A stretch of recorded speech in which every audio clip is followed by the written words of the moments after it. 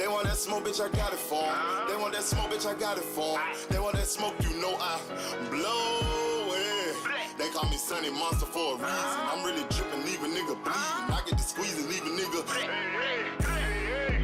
They want that smoke, bitch, I got it for 'em. They want that smoke, bitch, I got it for 'em. They want that smoke, you know I blow it.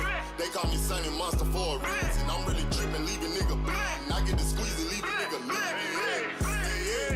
Raw Molly got me all up in demon mode. Mouth moving like I done put clean in my nose. Trying to catch me up, I can leave with some hoes.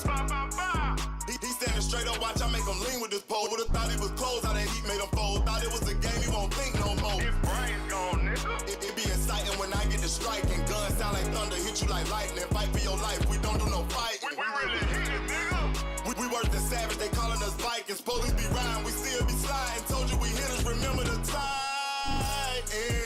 They want that smoke, bitch, I got it for 'em. They want that smoke, bitch, I got it for 'em.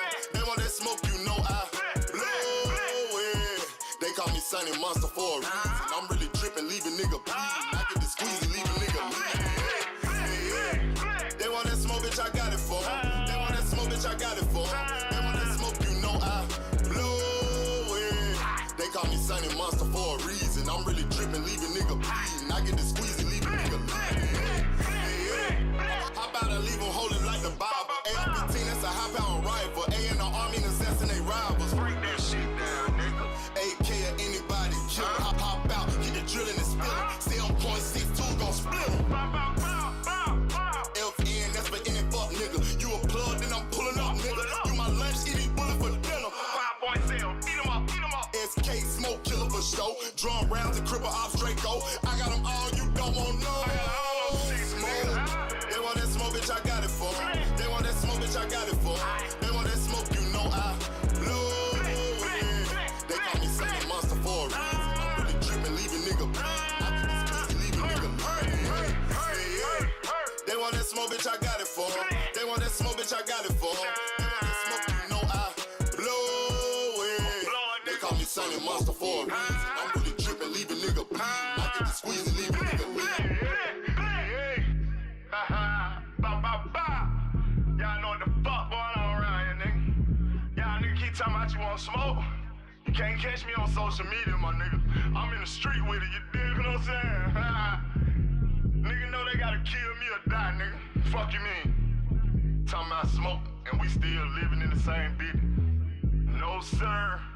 You don't got smoke with me, baby. You'd have been dead, huh? G-Stack, bitch.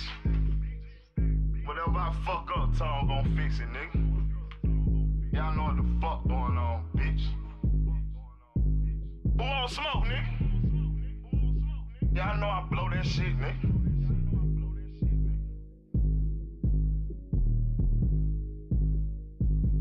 What up, what up, what up, what up? Peace and blessings to everybody. What's good with the family? We in the building today. Salute. Shout out. Shout out. Hair wet. But hold on, let me put this mic in.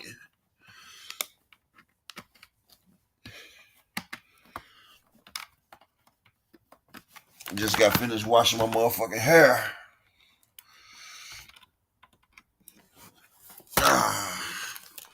Press 1 if y'all can hear my microphone. Mic check 1 2 1 2. Mic check 1 2 1 2. Let me know if you can hear me. Press 1 if you can hear the mic. Let me know something, people. Let me know.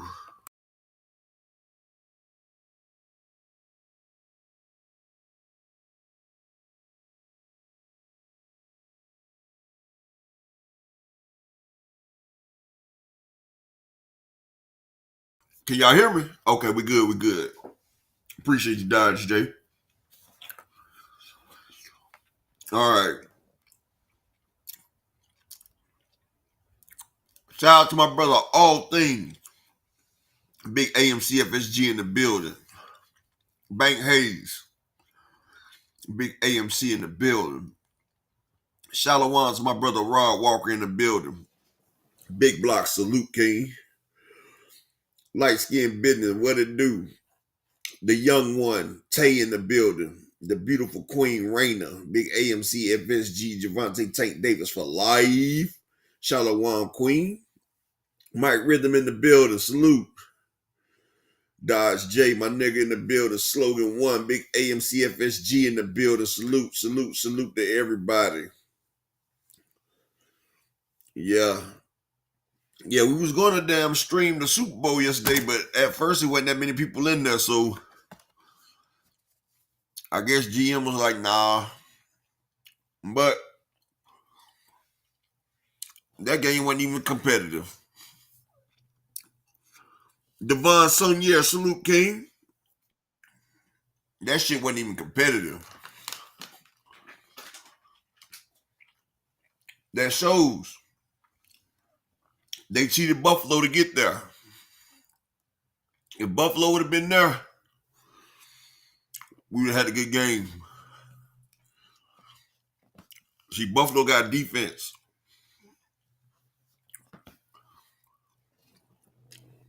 And Josh Allen and them, they could have took that pressure. But it is what it is. I'm just happy we didn't get to see Taylor Swift. Woo! Kia be here in a minute. Hold on, I think the doctor's in the building already. Okay. Good gracious, good holy moly, good God Almighty. We got the one, the only. We got the queen herself coming through with her stilettos on Boardwalk, and we not talking about Victoria's Secret. We talking about Key Alexandria in the building, in the flesh. Yes, people, it is Key. Hey, you guys. Happy Monday. What you guys look at? Happy Uppers Day. Okay. Hi, happy Uppers Day. Salute to everybody. Yeah, Uppers Day, yes, sir. Oh my God. Salute to everybody. I hope y'all had a great weekend. I had a magnificent weekend. My 11th annual Super Bowl party was absolutely off the chain. We had a great weekend. And what a freaking game that we saw. Wow. I have a few notes. Go ahead, Upper. Ass. I said that wasn't no game. That was belt the ass. I have a few notes to go over about that game. Regarding what I saw, oh my goodness. But first things first, I want to dedicate my portion of the show, of course, to the Philadelphia. I hope you guys party responsibly. I seen some crazy videos of y'all taking down light posts and traffic lights and all kind of stuff. Somebody burnt an Elmo. A Kermit the Frog. I don't know what Kermit did to you guys. But y'all look like y'all got it in, man. So I hope y'all party responsibly. Shout out to Frequent and Deem, Philly in the building. Salute to y'all and y'all teams, man. What did you say, Upper? Kermit be hating on Elmo. Oh my goodness. Well, they burnt them up in the middle of the street. Broad Street, I think it's called. Frog legs. They had frog legs in the building, Key. It's bogus. It was so bogus what they did to him. What they did to poor Kermit. I also want to what's to say? Hey y'all. I also want to dedicate. So I got a couple things to dedicate and raise awareness to before we get into football and boxing. The first thing that I want to raise awareness with for my portion of the show is number one, if your child plays Roblox, I'm very familiar with it because both my little brother and sister play it. Roblox is being investigated by the SEC. So hopefully they love it until, they might get fined or they might get taken. Roblox might be dismantled because they're being investigated for child gambling. So if your child, if you keep wondering where them twos and fuses going, it's probably because your child is gambling y'all money away. Oh my God, Whole Key, don't tell me name. that. 'Cause I used to I wonder what swear to God. Key. I used to wonder. I used to ask my son, like, nigga, what the fuck do you keep buying on fucking Roblox? Like every week, he has to get like a $50 motherfucking damn Roblox thing, and I'm like, bro, what the fuck is you buying on Roblox? He be doing it on Fortnite too. But I used to be like, nigga, what is there to buy on this damn Lego looking game that you got to keep spending money? They Well, also said Roblox was being investigated because it's a lot of older men on there grooming the little kids too. I didn't see that. I just saw child gambling. So some of y'all kids is This out little there, nigga some today. of y'all kids is out there hitting licks on this game, and SEC said we not gonna put up with it no more. So Roblox is officially being investigated by the feds. Next up, next up, if you are in Georgia, a judge just recently ruled that has basically upkept the laws of eminent domain. As you guys know, a lot of black and brown farmers were trying to battle the government in court because there's a new railroad that they're trying to put in Georgia. And but the thing is, it's a lot of black and brown folks that live there, and the government can come in and seize it. So they were trying to fight it, and unfortunately, they lost. They did lose that. So they're thinking about, I think they're going to move this to the Supreme Court. I'm going to keep my eye on this. A We was lot of just people talking about should. this, Key. Yeah, and a lot Me of and you was people just talking about this a couple weeks ago. yeah, and a lot of people should keep this because this can set a precedent for the future of what the government can and cannot take from the American people. If you're landowners, business owners, and everything, okay? And that's happening in Georgia. And then the last thing, if you are in Ohio, upper and all my kings in the chat, where my fellas at, okay? If y'all in Ohio, You right here, dog. the lawmakers are about to introduce a bill called Contraception Begins at Erection. And this will mean make it illegal for men to have sex without the intent to create a child. I'm going to keep my eye on this law. This is another one that has that could create a lot of precedents for marriage, pornography, all kind of things. It's called Contraceptions Begins at Erection. And it's going to start in Ohio, and let's see what happens with it if it is enacted in Ohio and what they do with it at the federal government. So that is my news piece for y'all for this week. That is God crazy. almighty. What? So it begins at erection. So if a motherfucker watching OnlyFans, like, nigga, you in trouble. Exactly. Now you see what I said. This can go into pornography, all kind of things. This bill can tap into a lot of things. Hey, And girl, this I is just got you all pregnant online. And this is all garnered towards men. They're trying to stop men. Basically, if you get aroused and she's not your wife or you're not intending to procreate, you can be fined Oh, or wow. So, face jail time. but you know something? They can't really do that because sometimes you get an involuntary sometimes you get an involuntary spasm down there. I So, know, like, but hey, let's see how they argue this. This is happening in Ohio. yeah. But shout out to my brother EB Sweat a lot in the Cash App with the $2 holler. Appreciate you, King. And how you doing today, EB? Hope everything's well with you. And shout out to my brother Planet 619 in the building. Yes, let's kick this off. Hey, And, GT. and shout Hey, out and shout gang. out to my brother GT Parker in the building. Salute to you, King. Shout out to Brian the King Falcone. I see y'all just came through the door. So shout out to you as well, my brother. And who else just came through the door? I just seen. Hold on. Salute to the beautiful Queen Raina. Hey, girl. Hey, Big Block. How you guys? Shout out to my That brother LaMarcus Robinson that just came through the building. My brother Desmond Johnson that just came through. Shout out to Lion Frequently in the building. Hey, I'm more concerned about the Roblox. Some of y'all kids is hitting licks on this game. You're gonna get his shout out to John Garage in the building. Yeah, you I gonna wonder what kids they got caught up gambling. Who's cheering out here gambling on Roblox? my son about to hate you when I get off the show today. Who's cheering is out here hitting licks on Roblox? Lord, they got the feds involved, people. What is going on out here?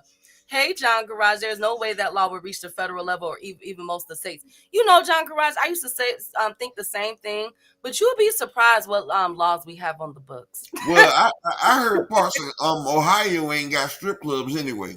At least in Cincinnati they don't. I don't know. I've never been. I can't wait to visit. But anyways, let's kick this off, y'all. First of all, shout out to Jalen Hurts. Jalen Hurts, let's look at this man's comeback story. He was the SEC offensive player at 18, national champion at 19. He got his Heisman. He was a Heisman finalist at 1, Super Bowl QB, champion at 26, and Super Bowl MVP at 26. What a heck of a career upper. Yeah, Shout out I thought his career was gonna be messed up when Tua Tagovailoa took his spot and took them to the championship and won the SEC. I mean, won the national championship. Then I think he transferred to Oklahoma after that because Tua stayed another year. But Jalen, he's always been a good quarterback. Now he's a selfish ass nigga, though. I tell you that. He put those rumors to rest or those accusations to rest last night. My goodness. What you mean? That was nothing selfish about what that man did last night. He was hitting everybody. Defense. Oh yeah, but you see, but he was running a lot too. But you see, but yeah, because they was comfortable ahead. But you knew he already knew that he was he already knew what it was. But you know he had already got the MVP lockdown, so you know he was good. But yeah, he did a great job, man. He controlled the game. He controlled the line of scrimmage. This is what I say. They shouldn't have cheated Buffalo. Buffalo and Philly would have been a much better game because Buffalo has a defense and Josh Allen knows how to take that blitz a lot better. But congratulations to Philadelphia. Congratulations. I do want to say, go ahead. It was just built the ass. I just want to say this. One thing that my dad and I do is we do what was the highs and the lows of the game and our own MVP. And I have to say, I haven't seen Patrick Mahomes this flustered at a defensive line since the Buccaneers and since Peyton Manning played the Seattle Seahawks and was getting put. I mean, just they obliterated. Oh my God, they did Peyton Manning so bogus in that game. But hold on, go ahead. I said they look like the Warren Sapp Buccaneers out there. I'm telling you, bro. They look, like you said, the Warren Sapp Buccaneers, the motherfucking Legion of Boom, Seattle. That's boy. The damn New York Giants when they got a hold of Tom Brady that year with what's the Strahan in them. That like Jalen said in the thing, defense wins championships, and when you got a defense that's coming like that, Man, Pat got hit so many damn times, but he just started throwing the ball any goddamn where. No, what was impressive for me was that the 4-man rush that they did on him, how they did it, they never let Patrick Mahomes get comfortable. And so he's out of the pocket trying to find his receiver somewhere. But the thing is, what Nick did and their defensive coordinator, which was so brilliant, is they kept that Braun dude and they kept DJ, the 2 white boys. They kept them right there in the middle. Those are the 2 that caught them pick sixes. So they kept them right there reading Patrick Mahomes play as the 4-man is going towards Patrick Mahomes, throwing him off his game. And the last team to do that to Patrick Mahomes, which I'm like, yo, what took them so long was Tom Brady. Tom Brady was able to pick the Buccaneers was able to pick apart Patrick Mahomes that way as well. And it was brilliant. Like even during their special teams showed up. No play was given up. Even after they got the penalty in the first, within the first couple minutes of the game and everything, nothing was given up. There was no freebies. They kept scoring on them. They kept Patrick Mahomes uncomfortable all night. He couldn't even get set. They took away the running game for the Chiefs early, boom, gone. And now you got to play as man-to-man coverage. Then on top of that, like, this was incredible what I seen. Then on top of that, the Chiefs were so busy focused on Saquon that you got two of the top wide receivers just running plays. Boom, boom, boom. I mean, it was bad. And I'm like, yo, where is Patrick? You know what I'm saying? Like, Patrick, you're gonna have to get a little creative. And I saw the creativity against him and the Bills in the conference finals a couple years ago when he pulled it out. That was one of the best conference finals I've ever seen. So I'm like, okay, Patrick, he got some up his sleeve. He could never get going. Yeah, I'm gonna tell you why. And shout out to that defensive coordinator. He did something that Buffalo did to Patrick early in the year, but he did it better. What they did, they had a 5-man rush. They had the 4 on the line, then they had the defensive end spread wide. So he was spread wide on the right side most of the time, right? So when he's coming off the ball, the left tackle or the right tackle cannot squeeze out fast enough because he's flying off the ball. So already he's coming in full speed. The damn dude coming off the line is not going to be able to catch him because he's already 3 feet perpendicular. So by the time he can slide his feet, the man has already zoomed past him. And with him doing that, what it does is it forces Patrick Mahomes to step up. He can't go around the corner. And I like the way that they did the inside stunts. So it will make Patrick Mahomes look like he has a hole where he can step up into the pocket, and then the defenders would stunt around and they would close their pocket up. That's how Patrick kept getting sacked. And I said, boy, that defensive coordinator did that brilliantly, because the way that you beat a quarterback is cerebral. No, I didn't say they blitzed GT Parker. They had a 5-man because they had the nigga on the outside. And either they'll blitz him in or they'll let him rush from the outside. He spreaded the line. They was in 4-3, then 3-4, and they had a 5-man front. And they either had the nigga on the right go in and the one on the left would back out. Or they have the dude on the left go in and the dude on the right would back out in coverage. They was in a technical 4-3. And what they would do, they would make containment, and it would be like it's a hole for Patrick Mahomes to step up in the pocket. And every time Patrick stepped up in the pocket, the 2 defensive tackles would do a stunt where they would switch around and the pocket collapsed every time. Did you see every time he stepped up, Key, the pocket collapsed on him? He thought he had it. Made him shift out. He had to move, and they were waiting. They had 2. That's what I said. They had they had some boys waiting for him. Oh my god! They didn't full rush. Instead of bull rushing, they stunted and they closed that pocket. And it was a couple times I said, "Ooh, he got a good pocket," and then that pocket collapsed so damn fast. I said, "God damn!" I said, "Boy, he collapsed in that pocket." And Patrick got hit so many damn times. He was like, "You know what? Fuck this shit, no." He was like, "Fuck." Patrick started throwing it. And DeAndre Hopkins, while they was still in the game, I couldn't believe that he missed that wide open catch when they was only down 16. No, they was down 24. They had the ball, chance to score before halftime. If he would have caught that ball, they would have scored before halftime, and they would have scored after halftime. It still would have been good games. But that was some good defense. They closed it out. And I'm going to tell you one thing about a quarterback. If a quarterback ain't got no time, he can't do nothing. He can't do nothing.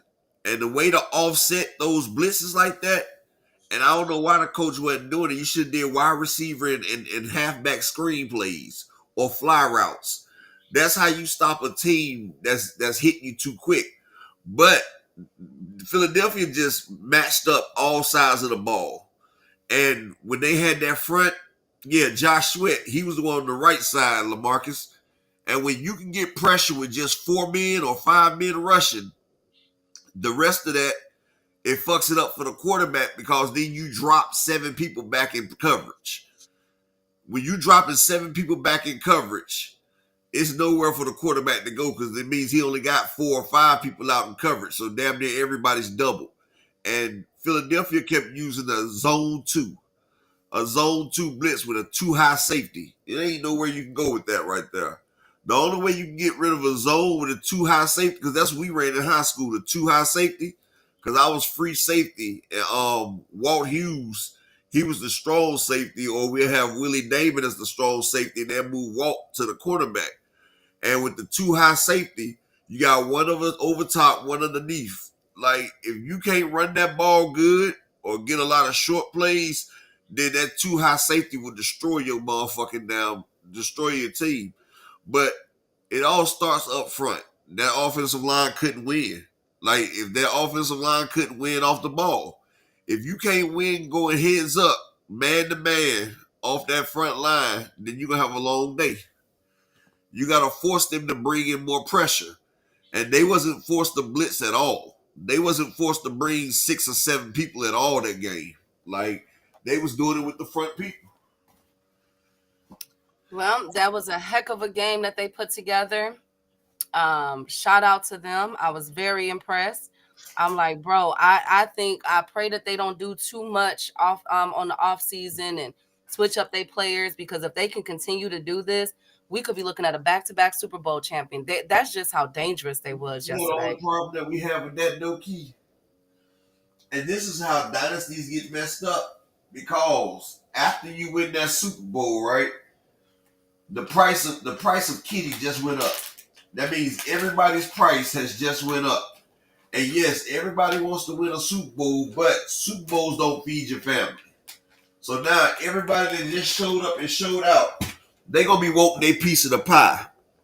And the Eagles ain't really got that much cap space. So that means some people ain't gonna be able to get paid. And the people that ain't gonna get paid, then you have teams that's gonna make outrageous offers, because look at Tyreek Hill. He was doing good with Kansas City, but that offer that he got, he couldn't pass that up. Nigga was getting offered $25 million a year, and he was just getting 10. Fuck it, that's $15 million more, Key. Gotta take that. So you know, that's what mess up good teams right there, is that money. Hey, Dodge Day. Yeah, I hope it doesn't. They got a really good squad on them.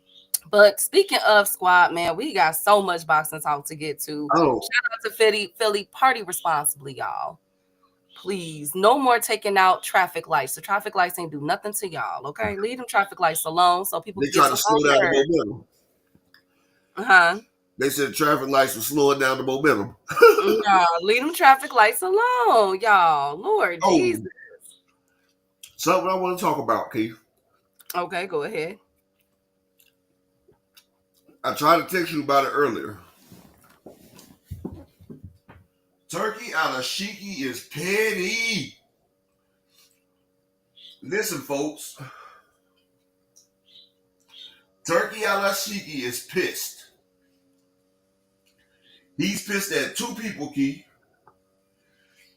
Do you know the 2 people who he's pissed at, best friend? Well, you know one of them, Javante Tank Davis. Shout out to my brother Who's Israel in the building. Shout out to Jake Boxing in the building. He's pissed off the Javante Tank Davis. And now Turkey Alashiki is pissed off and trying to block the new star of pay-per-view, David Benavidez. Now guess what Turkey just got? Guess what Turkey just said, and guess what he just did? Turkey ain't no goddamn GOAT, Jay Boxing. So look, y'all remember that Turkey said he wanted to do something with David Benavidez, and he wanted to get David Benavidez to make a fight for him, right, Key? Mm-hmm. And y'all remember David Benavidez said he fights over here in America, and you know he's with Al Heyman and them, right? Dondrick, salute, King. So ever since basically Benavidez turned Turkey down, Turkey just came out and said that after the Bivol and Beterbiev fight, they're going to try to have a trilogy next. They said if Bivol wins, they're doing a trilogy. And then somebody asked, what about Benavidez? And Turkey was like, what about him? If Bivol wins, we're doing a trilogy. And I distinctly remember a motherfucker saying that Benavidez was next regardless. Like, he was the mandatory. He's next. But now, Turkey Alashiki or Alashiti Since Benavidez has told him no, he's now trying to force Benavidez to sit down and not get a fight with the winner of the JTM salute with the winner of Beterbiev and Bivol. Now tell me that's not fucked up, Key. I mean, it's messed up, but y'all know what he's trying to do. It's a business. So all of them is over there with him. Both of those fighters are over there with him. At least their promoters, the companies that they're with. So what say do they really have in it? But that doesn't deter Benavidez either, though. And at the end of the day, that can be another card that they work with the PBC, and have Benavidez fight one of them, and it could be a co-promotional thing like they did with the Bud Crawford and Madrimal fight. He's not going too frequent. Hey, JTM.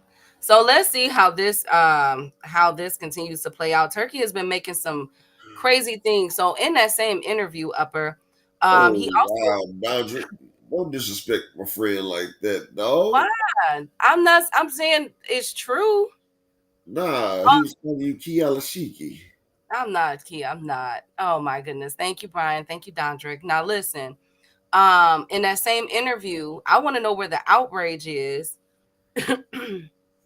when Turkey said that he lied. Where was this energy?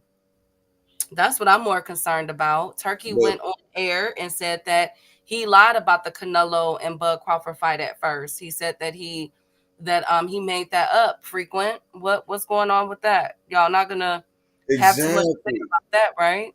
But Javante sit there and say one thing about the date being wrong, and y'all trying to damn run down his throat when he was off by a week on the date. But Turkey can come out and tell y'all niggas that he lied. And y'all still said, oh, the great Turkey Aladish. Like, alhamdulillah, yeah, Turkey. Turkey and grits. Y'all motherfuckers acting like Turkey is that nigga, dog. And he come out and telling y'all sheep that he lied to y'all. And y'all still lapping him up like it's luxury. You feel what I'm saying? Like, that's some bullshit right there. And I think it's some dumbass shit. And I just think y'all motherfuckers need to stop motherfucking damn.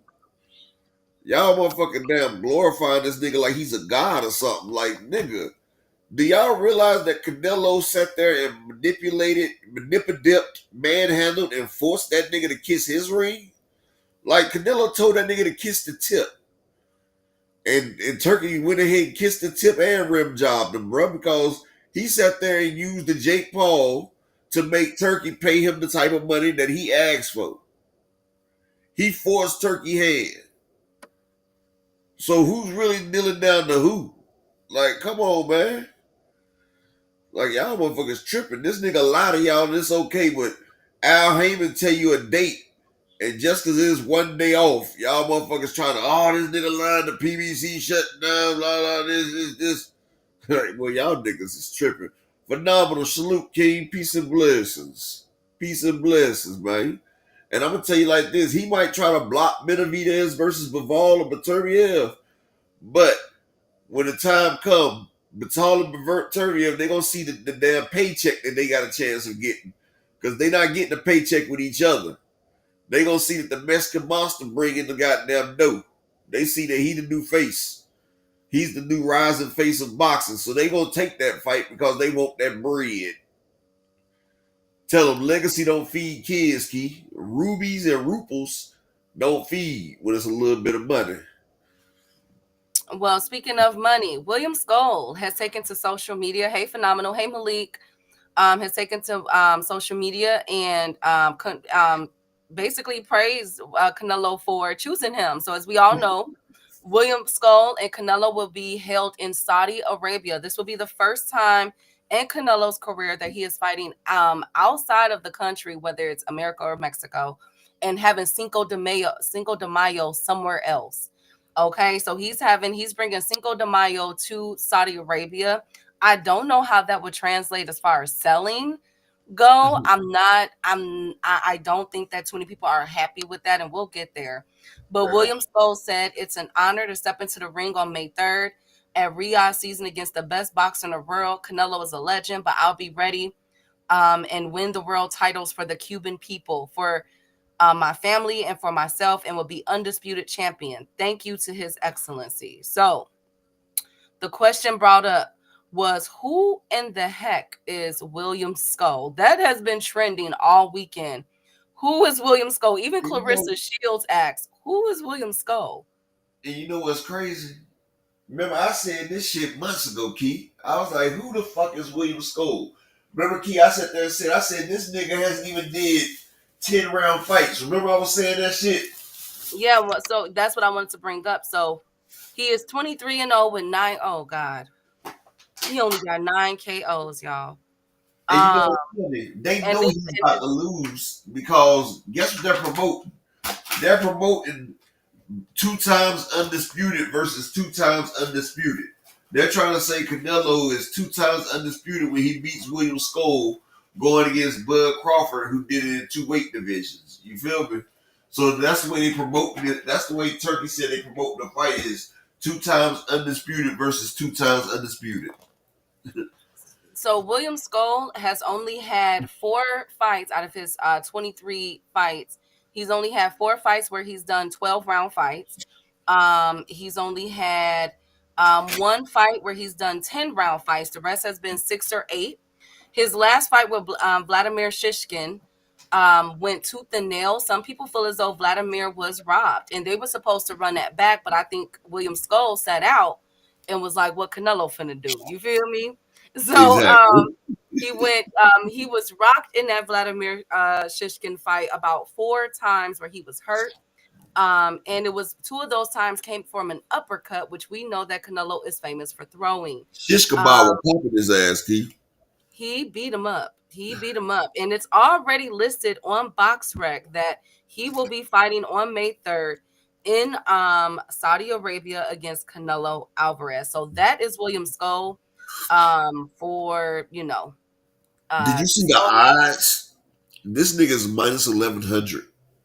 Yeah, he only has 9, not upper. I said this months ago, Key. He's going to get yikes. I got Canelo for the stoppage. I need for the Canelo about to get his stoppage back. They set up Canelo with a big stoppage before the Bud fight. Canelo, and watch, Canelo's back, baby. The pound for pound champion Canelo Alvarez is back with a 4th round stoppage of William Skull, maybe 3rd round, but with a stoppage of the IBF champion William Skull. And you can't blame Canelo because Skull does have his belt, Keith. So you can't say Canelo's cherry picking because he's going for his belt. Mm-hmm.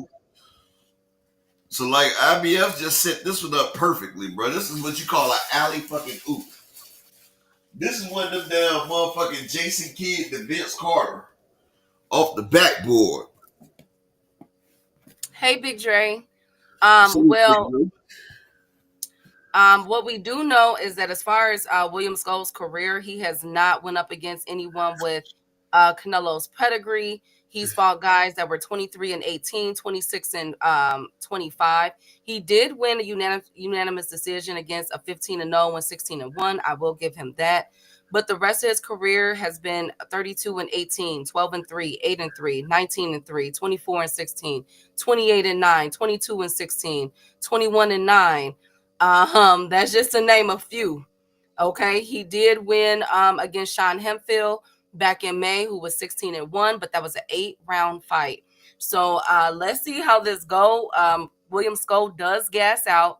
He does come from the Cuban style of boxing, school of boxing, but he's definitely not a David Morrell, Iglesias, not even really an Andy Cruz. He don't have that much tools.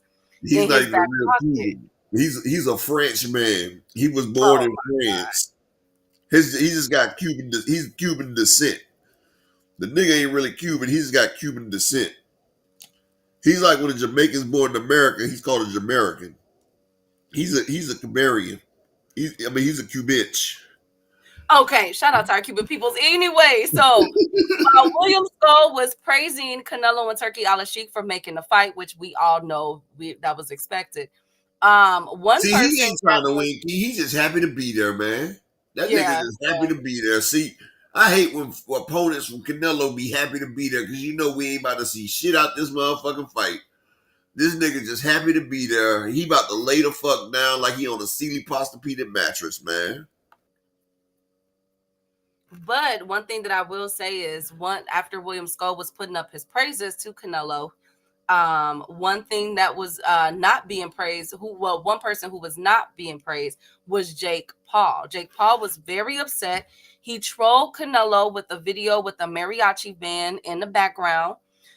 He also put out a video cussing Canelo out and calling out a bump on his lip. Lord Jesus. Then Was the it a latest bum bump? troll, Was it a bum bump? I don't know what it was. I'm not getting to that, but he I bet also William Skull can beat Jake Paul.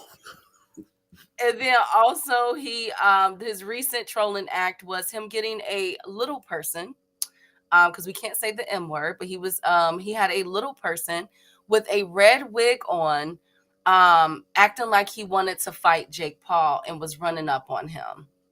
Jake Paul, that's enough. Leave Canelo alone. You won. He seemed like Um, a bitter ass female, though. yeah, exactly. Don't he seem like a bitter ass female, Key? Um, mm, yeah, he's outside, but I mean, okay, Upper. That was a big fight. He also posted the privacy and confidentiality contract that him and Canelo had signed. So that's a lot of money. So guess who are the next two runner-ups that are being discussed for Jake Paul to fight? Upper. Roy Jones. No, Carl Froch. Carl F-R-O. Froch is gonna Carl Froch is gonna whoop that nigga ass. Hell yeah. Really? Okay, I like that. I like that. Carl Froch, the one that used to be at 168, right? Yes. Carl Froch gonna whoop that nigga ass. Okay. Yeah, well, that's what they're saying. But They're like, what's crazy though, Jake Paul, if you would have sat there, I mean, Jake Paul, you crying and everything, but if you would have recognized who the A side was, then you would have got that fight. But since you wanted to sit there and try to negotiate with Canelo because y'all shit at Mike Tyson, and you was the A side against Mike Tyson when you shouldn't even have been the D side versus Mike Tyson. You thought you could take that same negotiation in there with Canelo, and Canelo told you I was born ready, and Canelo told you you want to keep going back and forth.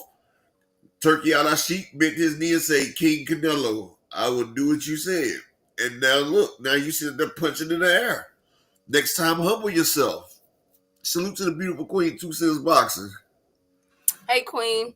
And then another one, there's two people. So there's two other people. So outside of Carl, um, y'all don't cuss me out for this. I swear to God. I swear to God.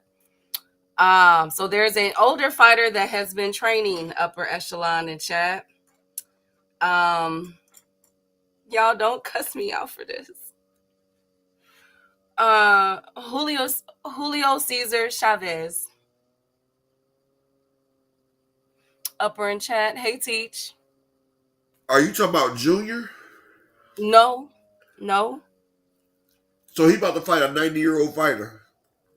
Julio Cesar Chavez is 62.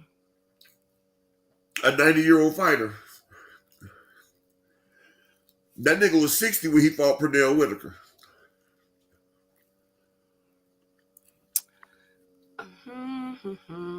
That's who he gonna choose. He ain't choosing Carl Froch. That nigga choosing Julio Cesar Chavez, man.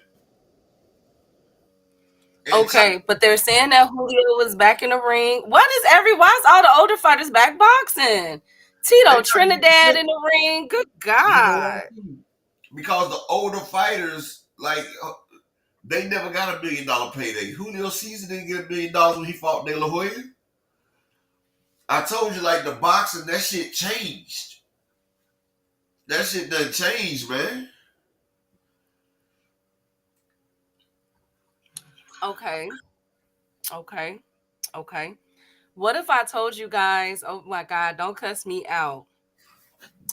What if I told you guys that there are whispers that the WBA is trying to create a belt for Jake Paul's next bout? They always trying to create a belt from that dude, man. I'm tired of this shit, dog. Like you say, white privilege. Like, Okay. damn. They made a belt for him and Tommy Fury, and Tommy Fury got to walk away with that belt. They made a belt for him versus Tyson. He got that one. Now they trying to make another damn belt for him. Like, fuck Jake Paul. Have him fight somebody in the top 10. Matter of fact, have this motherfucker fight somebody in the top 20. Or What we could are be, you gonna get the senior bashing championship? or Like, we could. Oh, go ahead. where you gonna take the senior, the undisputed senior bashing champion? You gonna take that from Devin Haney? Boxing on these old ass fighters. Well, the last person that could possibly get the Jake Paul's sweepstakes is his son, Julio Cesar Chavez Jr. And it's possibly for the WBA, a WBA created belt. Now, That they sanctioned for April, huh? I take him going against Julio Jr. Okay, why? But if that's the 3 fights he fighting Julio's the senior. No, I Julio think he'll fight Junior. I think because Junior and Senior is both hitting pads. So I think both of them, one of them. I think it'll be Junior. He can't beat Carl Froch. He can't beat Froch. Carl Froch was a monster. Carl Froch will stop Jake Paul. That's I don't care if Carl Froch been out for 10 years, he'll stop Jake Paul. Carl Froch was nasty.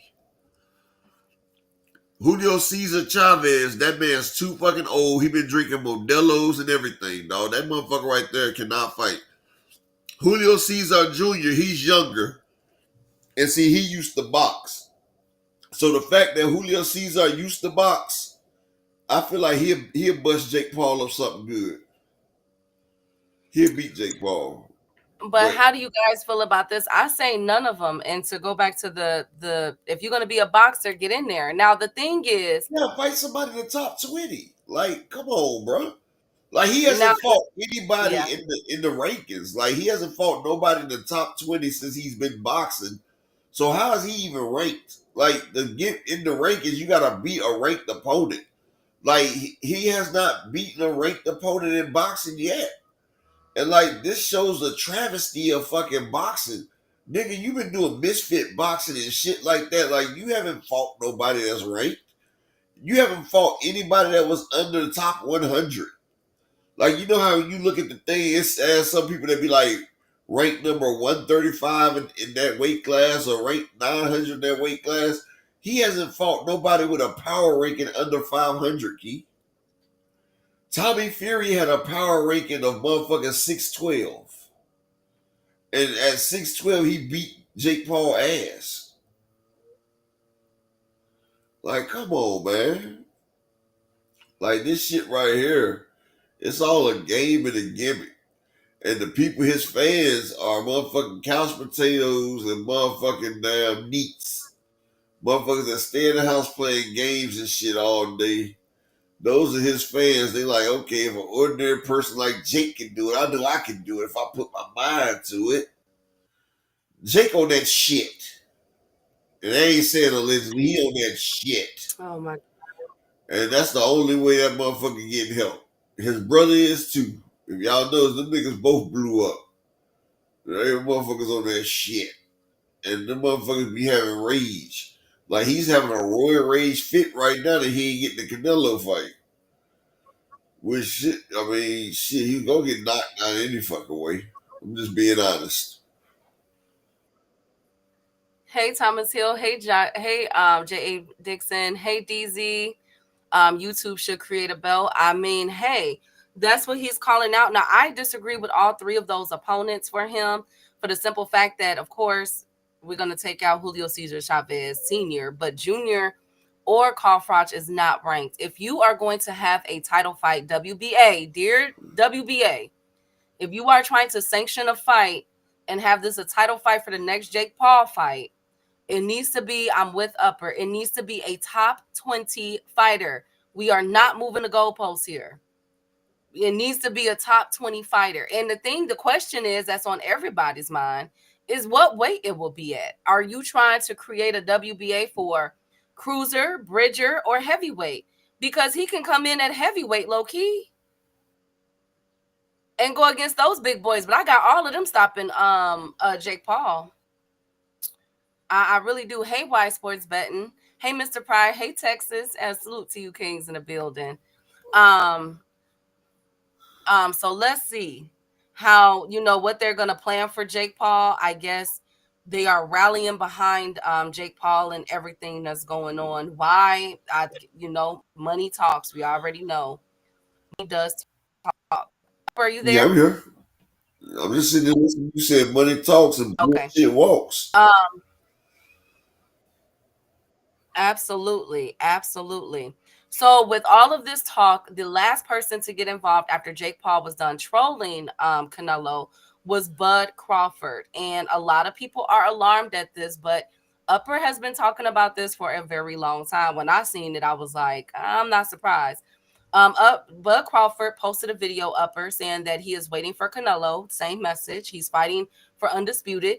He also said he's about to shock the world in a message, but he put up a picture, Upper, of his weight. And currently, Bud Crawford is at 186. That's the picture on the thumbnail. Yes. How do you feel? And this has, a lot of people are split. Some people feel as though, why are you? But he does have 7 months to train, y'all. If this fight comes into fruition, he has several months to train to get down to 168. But some people feel as though, like, wait a minute, your walk around weight is 186 and you've been fighting at 147 and 140 and 135. It's created some outrage. So what do you guys think about that? About, hey, Cash, about Bud Crawford being at 186 right now? Are Um, people overreacting? well, I told people when he fought Spence that he was the bigger guy.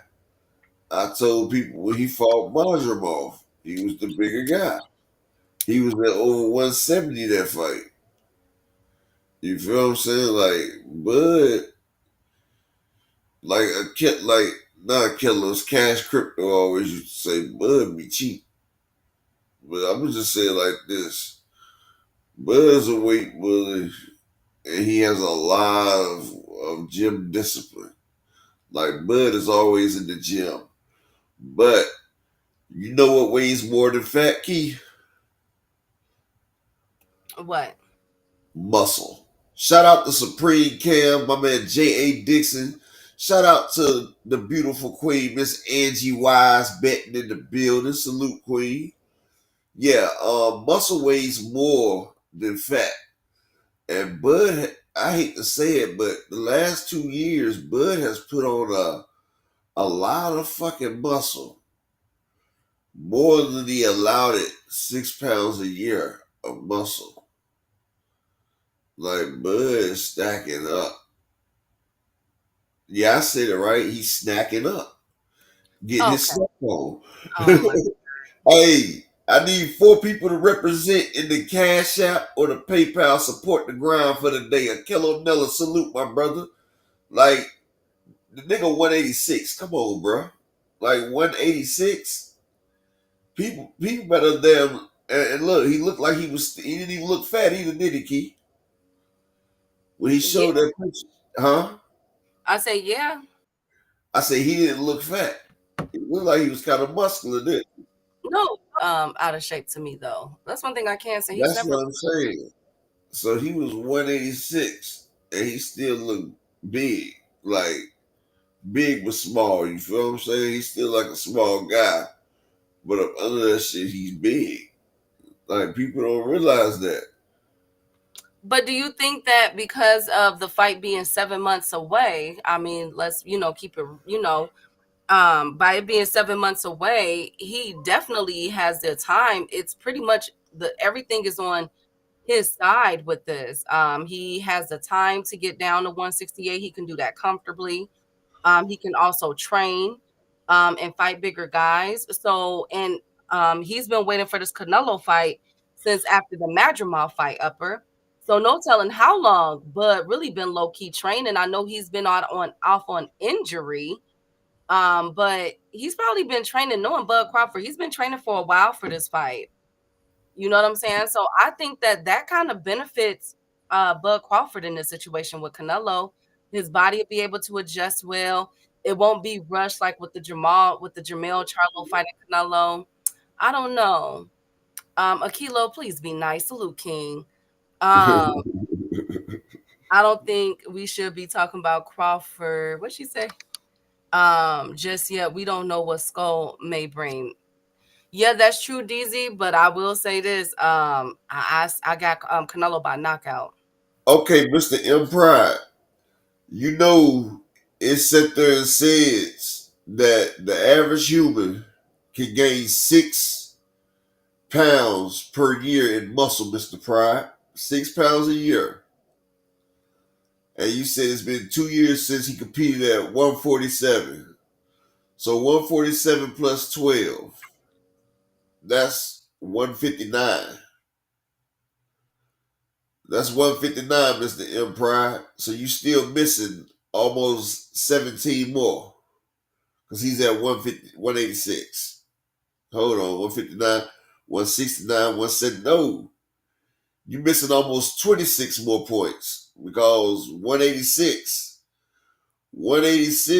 is 39 pounds away from 147, my brother. I'm just a messenger. Don't hate me, bro. He gained 39 pounds in 2 years, bro. I'm just saying. Big Dre said that JBT is having a raffle for a ticket to the Davis versus Roach fight March 1st. The drawing is $10 each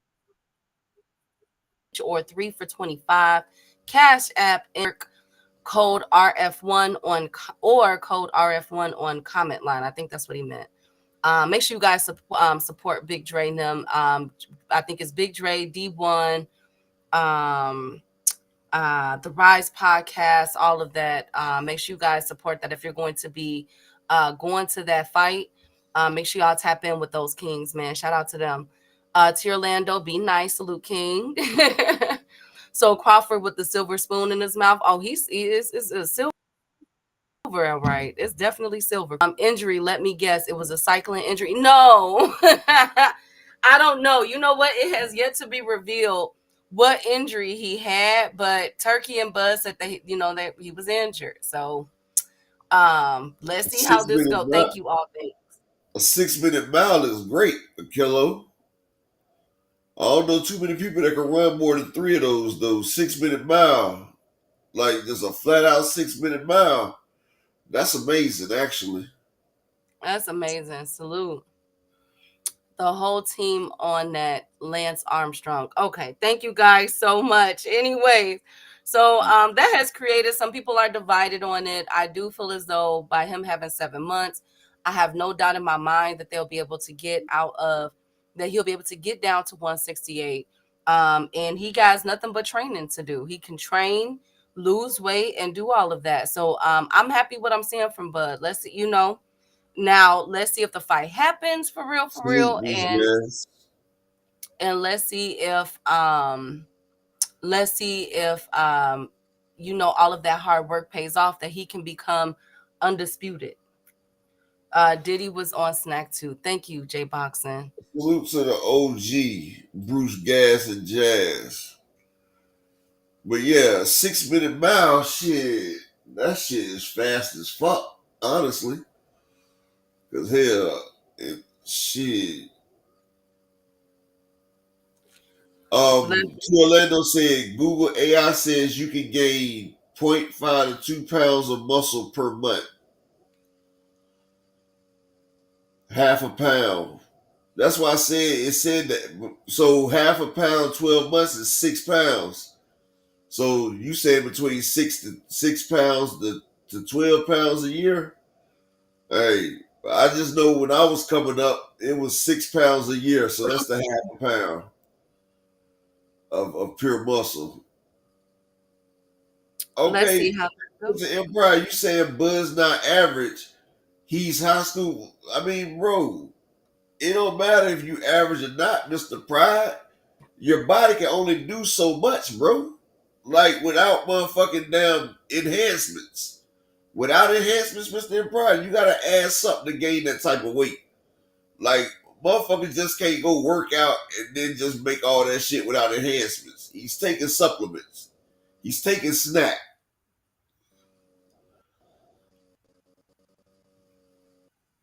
Nah, Also, speaking of, yeah, I didn't have snack back then till I know, but that's what I'm telling. That's thank what you, I'm telling Kevin. Mr. M Pride. That's what I'm telling Mr. M Pride. Like he talking about Bud's not average, but okay, Bud gained 39 pounds though, bro. Even if you take Mr. T Orlando's 2 pounds, that's still like 12 pounds too or 15 pounds too much. Like the niggas gaining like shit. But yeah, like I said, the man is gaining some motherfucking damn weight at a you know and especially for a boxer to gain that type of weight, especially as much as a boxer works out. So when a boxer's working out, you gotta realize, yeah, he's gaining muscle, but boxers also do a lot of motherfucking cardio. So majority of the muscle that the boxer is trying to put on, he's burning it off with cardio. That's why I'm saying it's hard for a boxer to really put on muscle like that because as you're trying to put on muscle, you still got to keep your cardio going. So your cardio is going to burn the damn muscle just as fast as you try to put it on. That's why you can only gain like a certain percentage unless you're taking some hellified supplements with that protein.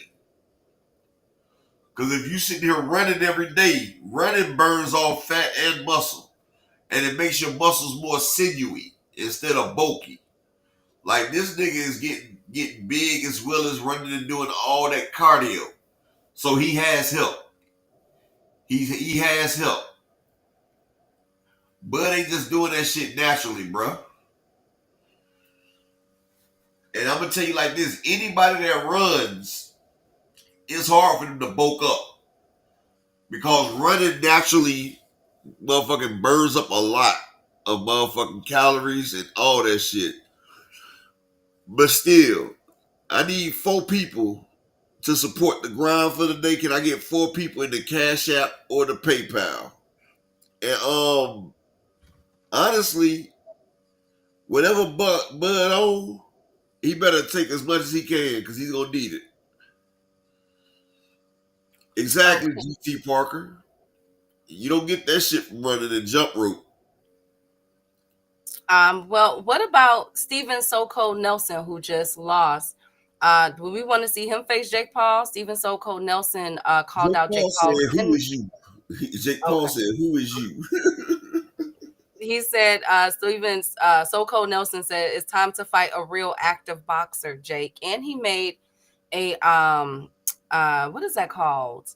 A flyer, and it was actually pretty creative. I'm like, okay, So Nelson, that's nice. Yeah, I seen it. But Jake Paul came on one of them spaces and was like, "Who is this guy?" Said, "We didn't know you until you fought Pacheco and lost." Oh my God. Shout out to my brother Big Dre in the Cash App with the $5 holler. Appreciate you, Big Dre. He said, "Thanks for the read." No problem, bro. You know we all support each other over here. And you know Dr. Keys with all content creators. So you know we all rock with the content creations. You know what I'm saying? And now I just need 3 more people to support the grind. Can I get 3 people? What did you say? Oh my God, Forky.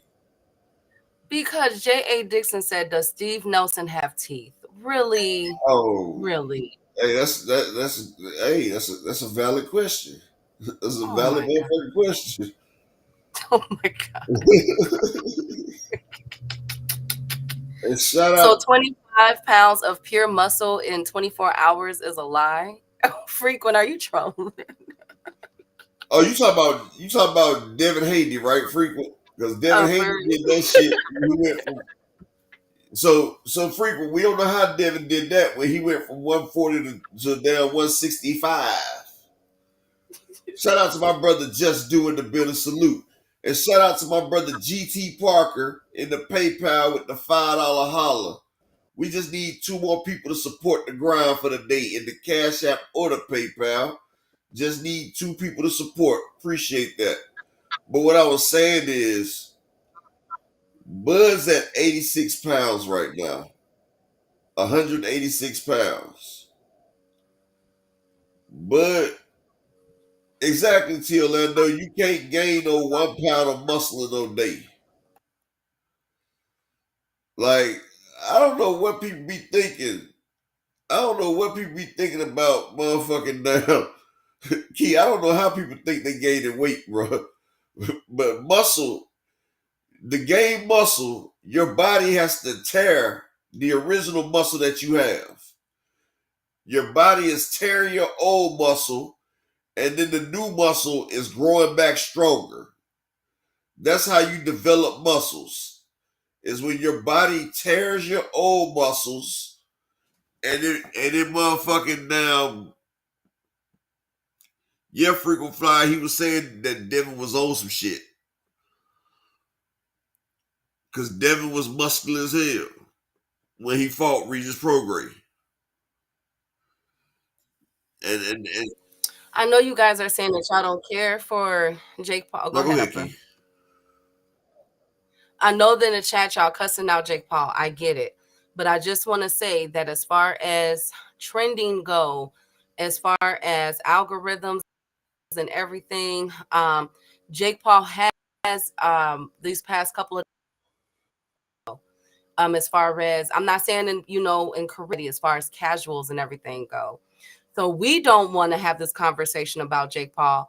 But when the WBA is talking about possibly making and sanctioning a fight for him, and on top of that, he's looking for a roster of people to fight now that the Canelo fight is done and people are actually paying attention, I gotta talk about it. I know Hold you don't understand, but on. No, Canelo went from 155 because remember Canelo used to fight at 155 Canelo weight. He went from 155 to 160 a kilo. And then he fought from 155 to 160. And then he fought at 160 and got all the belts except for Boo Boo's belt. Then he went up. He didn't just go from 154 to 168. Canelo didn't do that. Canelo wasn't even fighting at 154. He was fighting at 155. Because remember, they was calling that the Canelo division. Shout out to my brother Will T. Shelton in the building. Salute, King. Yeah, you remember they had the Canelo division. that 25 pounds was all water. Hey, Will T, good to see you, King. Salute to Just Do Boxing. Make sure y'all like subscribe to my boy. So, I bring this up. But speaking of 147,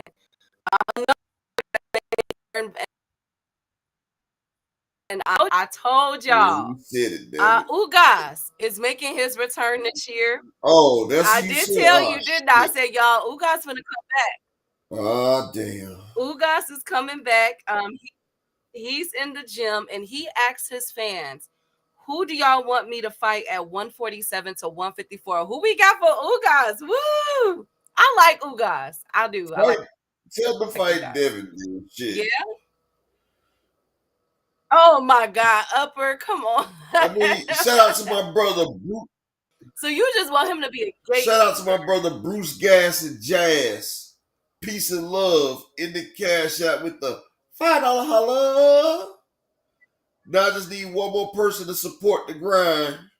Can we get one more person to support the grind for the day and we good? Oh, damn. Shout out to my brother Desmond Johnson in the Cash App with the $1. Make 'em holler. Give me that and she gonna follow in the building. Salute, King. And shout out to Miss Wise Queen, who just came through in the Cash App with the 20-piece spicy nuggets. with the dipping sauce. Salute to you, Queen. Appreciate you, Queen, for coming through in the cash out. But yeah, Devin versus Ugas will be a good fight. I know, you guys. I'm just letting y'all know. Yes, Zach B. No, I think that was Will T. He said Ugas. Yes, Ugas is you. Yes, your Danish Ugas is coming back. I talked about him a couple months ago. Can you guys hear me? Yeah, Am I good you now, just did it for a DZ? second. You good? Okay, I told you guys back in December or November, I said, here are the fighters that's returning, older fighters. And I told y'all Ugas was returning. I said it was a whisper. I can confirm that he's coming back this year, but would you guys want to see him at 147 or 154? And who would you guys want to see He him might go as well not against? go to 154. Why don't he just go ahead and fight Devin at 147? At least with exactly, GM. Devin versus Ugas. Ugas is a technical fighter. At least we know he won't get hurt in that fight. And we can see what's going on. And that'd be a perfect fight for Devin because Devin ain't got to worry about Ugas' punching power. So, Devin can get back in there and get the hang of things. Because Mario Barrios is mandatory right now. They got Devin the number one contender. He's about to meet Barrios as mandatory. He gonna get enough of fighting Tank's leftovers. He think because Tank beat Ryan, he was gonna beat Ryan. We see what happened. Now he think because Tank beat Barrios, he think he gonna beat Barrios. Like, Devin, stop using the triangle theory, bro. Yes, he's coming back. Frequent Ugas is coming back. He's supposed to be fighting either the summer or the fall. Now, remember I told you guys that PBC is putting together a 4-man tournament. Remember I said that? So, Well, before you get that real quick, Key. You said Ugas is too big for Devin? Devin's fighting at 147, Cent.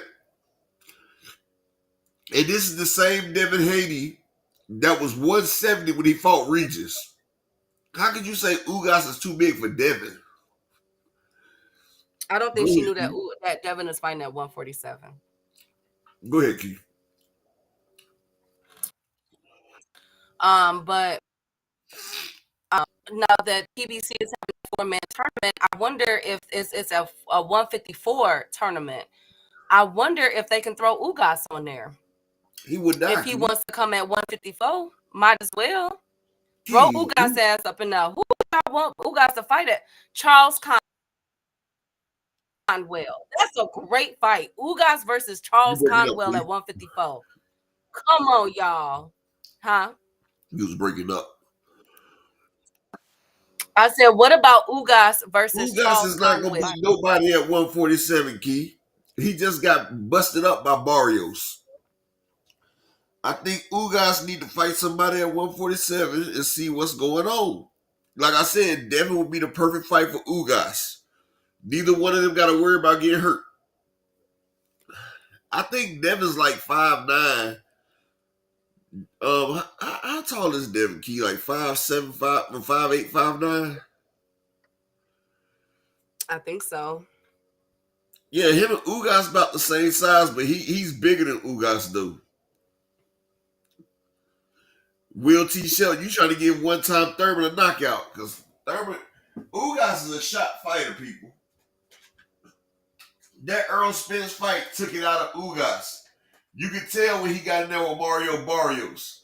When he got in there with Mario Barrios after the Spence fight, Ugas was a shell of himself, man. Like, that wasn't even the same your day as Ugas, man. Like, Ugas ain't got it no more. And I don't know why people want to see him get back in there and get hurt, bro. Anybody that you put into the top 10. Huh? Yeah, Jamal James would be a great fight for Ugas. I said he put himself out there. He's the one that asked the fans, where do we want to fight? 147 Jamal or James, like they said, would be a great fight for Ugas. That's a skilled fight for both of them. Neither one of them really got power like that, but they both look good out there boxing.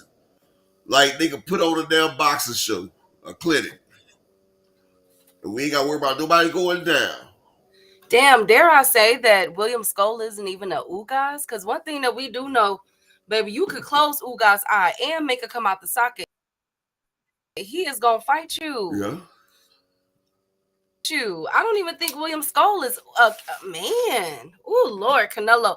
This is about to be the easiest money Canelo has ever made in his illustrious career. I think it was Average and Virgil. Nah, I think William Skull. This is gonna be an easy. Oh yeah, Skull might be the easiest. Yeah. For y'all to hate Hanos, y'all sure want to see him fight everybody. I didn't say, I said Ugas versus Charles Conwell. I think that's a banger at 154. Freak, we naming people that he could possibly beat, nigga. And I will say this, Thurman is sold up. You remember he got that fight in Australia coming up, and he's Keith Thurman's afterwards. Him and Keith Thurman still got to fight. So, and that's in the summer. So, unfortunately... Who Keith Thurman got to fight this summer? Keith Thurman. Yeah, you say he got to fight the Australian, then he got to fight Keith Thurman? Yes. No. Keith Thurman has to fight the Australian, and then he has to fight Keith Thurman. I mean, Tim Tszyu. Okay, that's what I was saying. You was tricking me. I was like, well, he got to fight himself? I'm sorry. No, I'm sorry. I meant to say Tim Tszyu. I thought you was bagging on Keith Thurman saying that every time he makes a fight, he got to fight with himself for a couple of years before he come back. That's what I thought you was saying. No. I apologize. No, Tim Tszyu. So both of them fighters are already sold up. I would love to see Thurman versus Ugas, but Thurman got Tim Tszyu problems coming up in the summer. Let's see if he can get past, because Tim Tszyu got to win this fight. Who can Ugas beat right now? I'm thinking. Thurman can beat that damn Australian dude, man. That motherfucker be bouncing on his toes. That nigga got some pop and he got some pep in his step. I think that ring rust might be too much for Thurman already, man. Phenomenal. It's a dream fight. I thought about those two styles when I saw Ugas ask that on social media, and I'm like, oh my God, Charles Conwell versus Ugas would be a really good fight at 154. My goodness, that's a good fight for me. Why would Big Hanos clan be all in their feelings? Oh Lord, Thomas Hill, please don't get frequent started. Thurman got a fight injury.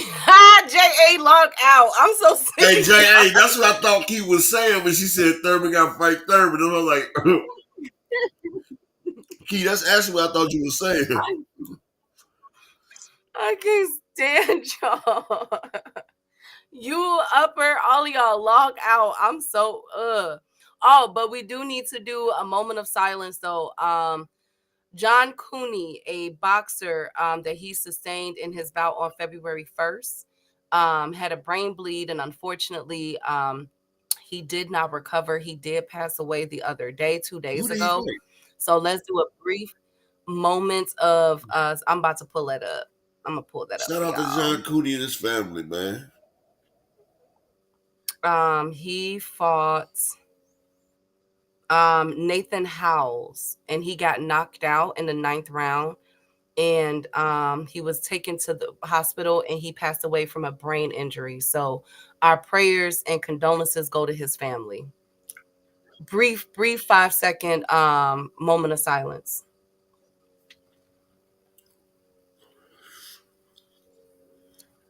Rest in peace to that king, man. This is a brutal sport. But on to the next one, you guys. Now that y'all are being mean. That's what I tell people. You don't play boxing. And John Cooney was a decent ass fighter though. He was John Cooney was 11-0. John Cooney was 11-0 going up against Nathan Howell, who was 11-1. I mean 10-1-1. 11-0 fighter going against a nigga that was 10-1-1 and 9th round knockout, and now he died behind that. And that's why I say you never know about boxing. That's why I say this shit is blunt, and they were super featherweights. That's why I said This is motherfucking blunt force trauma. And that's why I say people cannot play boxing. And that's what I was saying when Bill Haney was letting his son take that unnecessary damage on some real shit, no joking. And that's when I sit there, hey, I'm about to give him a 10 count cash crypto. Let's give him a 10 count, Key. Let's give a 10 count. I'm sorry. Let's give a 10 count to our man John Cooney, man. Let's count Okay. it down. Let's count it out in the thing, man.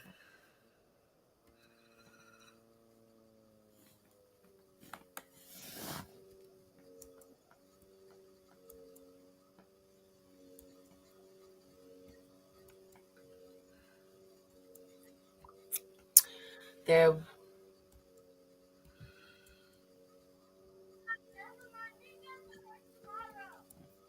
All right, shout out to John Cooney and his family, man. But yeah, that's why I be telling people, bro. Like you can't play with boxing, and that's why when we was watching that David Benavidez card, when I was watching, who was that we was watching? Like Jason Rosario, the shit he was getting hit with when he laid down. And yeah, shout out to my man John Boy as well. Shout out to John Boy. Yeah, take Thank you, guys. Thank you, Cash But Crypto. yeah, that's what I'm telling Um, people. Them damn shots that people get to the head, it only takes one shot, and that shit'll put your lights out, and your lights never cut back on. That's why I respect all boxers. That's why I believe that these boxers should be getting paid their money because you are literally fighting for your life in that ring. This shit is life or death. A lot of people take this shit funny Jakes.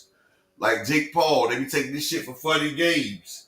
But like they say, you can't play boxing. And I'm gonna tell you like that. Motherfucker will bust your ass. Damn, I ain't seen Big Supreme either, Kello. Ever since you said that. he works in the daytime now. Oh. So I seen him last week. He can only, stop in at different times. Um, Lord. I know it's really sad, man. I just pray that I'm just praying for his That's what I family. said. Boxing a Um, dangerous ass sport. People don't realize that shit. And motherfuckers be out here pump faking and playing. Like boxers in there motherfucker fighting for their life. Every time they suit up, they fight for their life. Every time they fight for their um, life. I got you a kilo. Tell them, don't fuck me, son. um, my goodness. But on to a more you know All we uplifting got is our because word, of T. course. Orlando. That's it. If you can't live by your word, you ain't nothing. Hey, Ak Busy, good to see you, King. Now he's got to see my boy Aka Flex. I hope he's okay. But another person. Oh, and shout out to our playback gang and what was that guy? Jermaine Wood. He be listening in the background sometimes. Who else? Who Man, else? Who else? EB Sweat a lot. Edward Voltan in the building too. He be listening. Yep.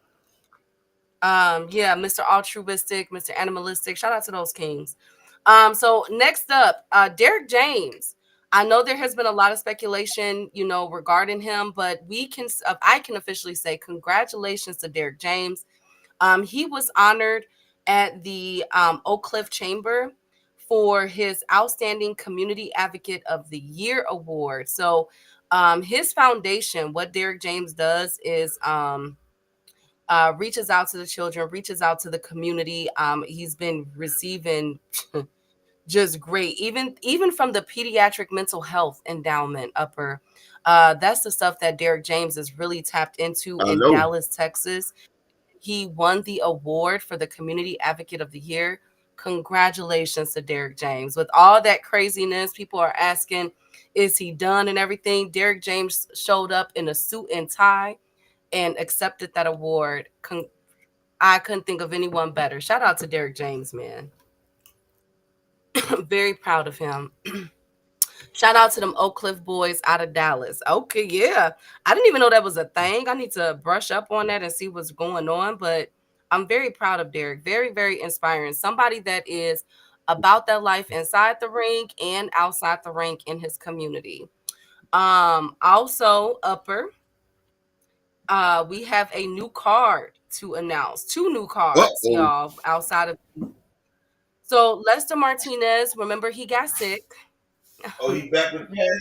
So he's back. He will be on the March 22nd card on Pro Box. He is fighting Joe Sean James. So he'll be back, you guys, on March 22nd on the Pro Box Why have I card. heard that Keyshawn James name before?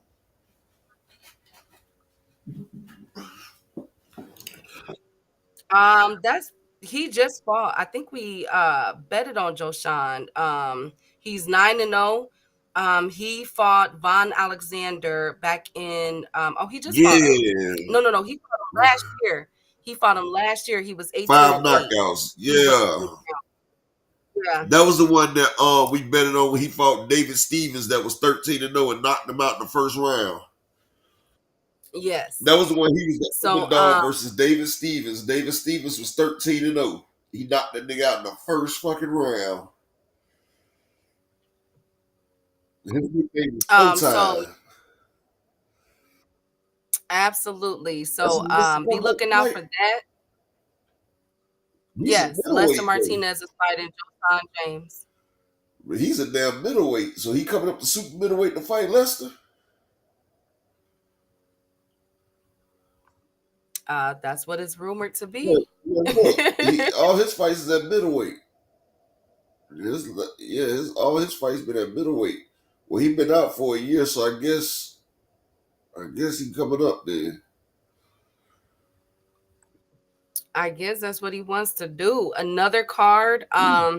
There's rumored that Pro Box TV is supposed to have a huge event in DC, and on that fight card is Trayvon Marshall and Gary Antonio Russell. So I'm gonna keep my eye on this. I'm hearing that it could be late spring, Who you early say? summer that they're trying to have this. Who you say? Pro Box TV. They're going to have a big card in DC, and it could feature Gary Antonio Russell and Trayvon Oh, okay. I Marshall. thought you were saying Gary Antoine Russell versus Trayvon Marshall. I'm about to say, oh shit. I'm about to say Trayvon coming down in weight. 2 cent. When I had talked to Derek after the fight, he had already alluded that Earl. He didn't say he thought something was wrong with Crawford. He said that he knew something was wrong with Earl before the fight. So he really couldn't get into it. But like Earl wasn't 100%, so they wasn't even thinking about Crawford. Even though Crawford probably was something different with him, but Earl wasn't 100%. So they was already going into that fight, unexpected anyway. So Well, speaking of Earl Spence has been officially removed from the WBC ranking. So let's get into the new rankings, you guys. He is no longer ranked at 150. Okay.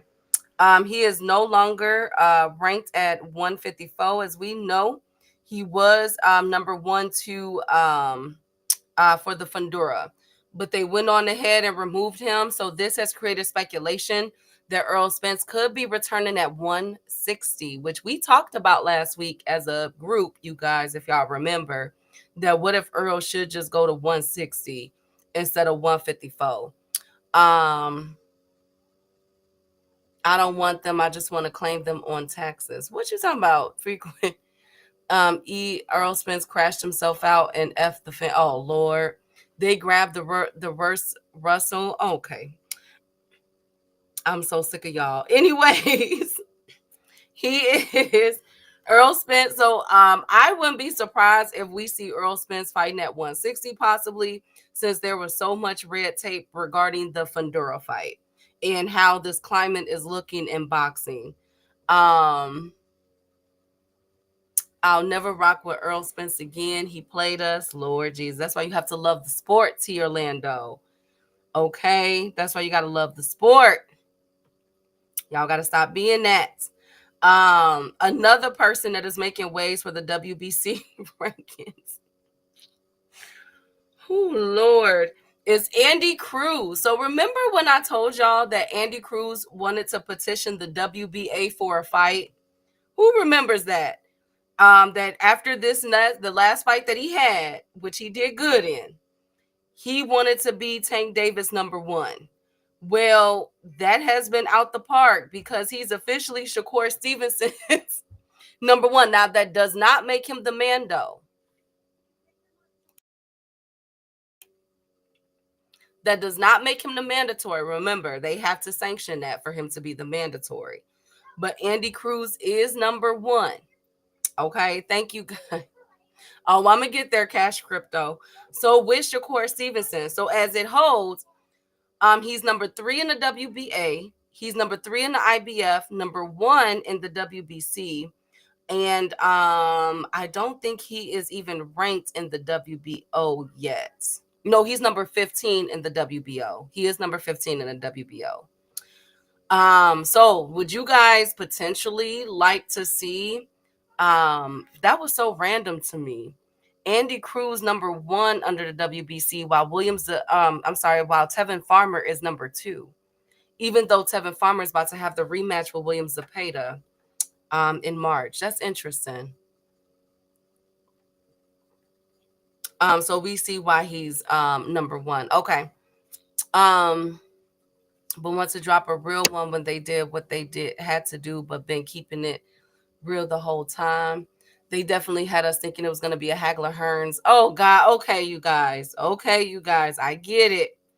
It was a lot going on, but at the end of the day, from a business perspective, why would Earl come out and say that he was injured or anything? And to be honest, not upper, because I just seen what he posted. Andy should WBO.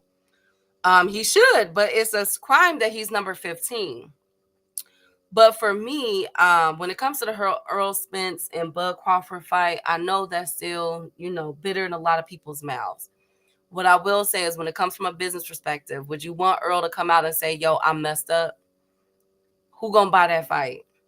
He still got to make money. He still got to put on. He got contractual obligations. So, Lord Jesus. Okay, Tier Orlando always got to come in. Anyways, #1 is Andy Cruz for the WBC, y'all. So be looking out for that. I found that to be very interesting that he's moving up in 2 rankings, the WBA and the WBC and the IBF. I want to see what he's going to do in the WBO. He's #15 in the WBO, but guess who's #13 in the WBO? Abdullah Mason. And as we all know, Abdullah Mason fights this Friday, which we're going to get to with that whole card because we're going to be there all day Friday, y'all. At least I am. That's a lot of fights, ladies and gentlemen, that we're going to be watching. That card is stacked, though. That's a really good card. I got to give Top Rank and Keyshawn Davis. That's a really good card that they have for Friday. It's actually low-key hidden. But Abdullah Mason is #13 in the WBO, and that is the title that Keyshawn and Dennis Perenchek is fighting for. Oh my God. Thank you, Cash Crypto. Thank you, guys. Yes, the link that was in the chat that Tier Orlando, that Thomas Hill dropped. Y'all click on that link. My God. Okay, you guys. There is a reason there are injury reports in every other sport, but you're talking about a sport that is only a one-man show, though. Tier Orlando, I get where a lot of people. I lost money. Upper lost money. A lot of us lost money on that fight, and I'm from the show me state. If Earl Spence is gonna get back up there and fight, which is I'm hearing that he is, I gotta see how he look on this next fight for me to put some money on. Unless it's just a complete different. A completely lopsided fight, but like Earl Spence always say, he don't do tune-ups. So they fight injured all the time. Hey, a couple of them football players were injured. Did you guys see them taking off their gloves and everything? One of the players, his hand, his pinky was taped up to his other finger. Like it was crazy. Everybody fight through those things. I lost money on Jermel. No, I'm not from Phenomenal. Why you asked me that? Lord Jesus. A kilo Cool Boy cost me $2. Now I told you Upper that Cool Boy was gonna get beat up by anyway. I don't know why you bet $2. Okay, thank you, guys. Thank you, Brian. Thank you guys so much. Hey, Big Block. Anyway, so Andy Cruz. Now the next one up is that's causing a little bit of controversy is at 140. And that is Devin Haney. Devin Haney is number 1, if I'm not mistaken, with the WBC for 147. He is the number 1 ranked for and that is the Mario Barrios belt. Now, here's my question. How does this play into, because we know how the WBC can act. How was Devin supposed to fight the Ramirez guy in May and then turn around and fight Ryan Garcia? So they going, because it's not a mandatory. He just ranked number 1. Oh, you know what they finna do? They finna give Devin Haney the WBC interim. I'm calling it now. I think I spoke on that a few weeks ago too. Because if they're giving Ryan Garcia and Rowley the WBA interim, we're going to have a David Benavidez and David Morrell at 147. That's what they're about to do. I think they're going to, once Devin Haney beats Ramirez, like I totally expect him to, I think he's going to be elevated to WBC interim. I get it, J.A. I get it, y'all. I get it. Okay, thank you, T. Orlando. Y'all be cool. My goodness. Yeah, they're creating things.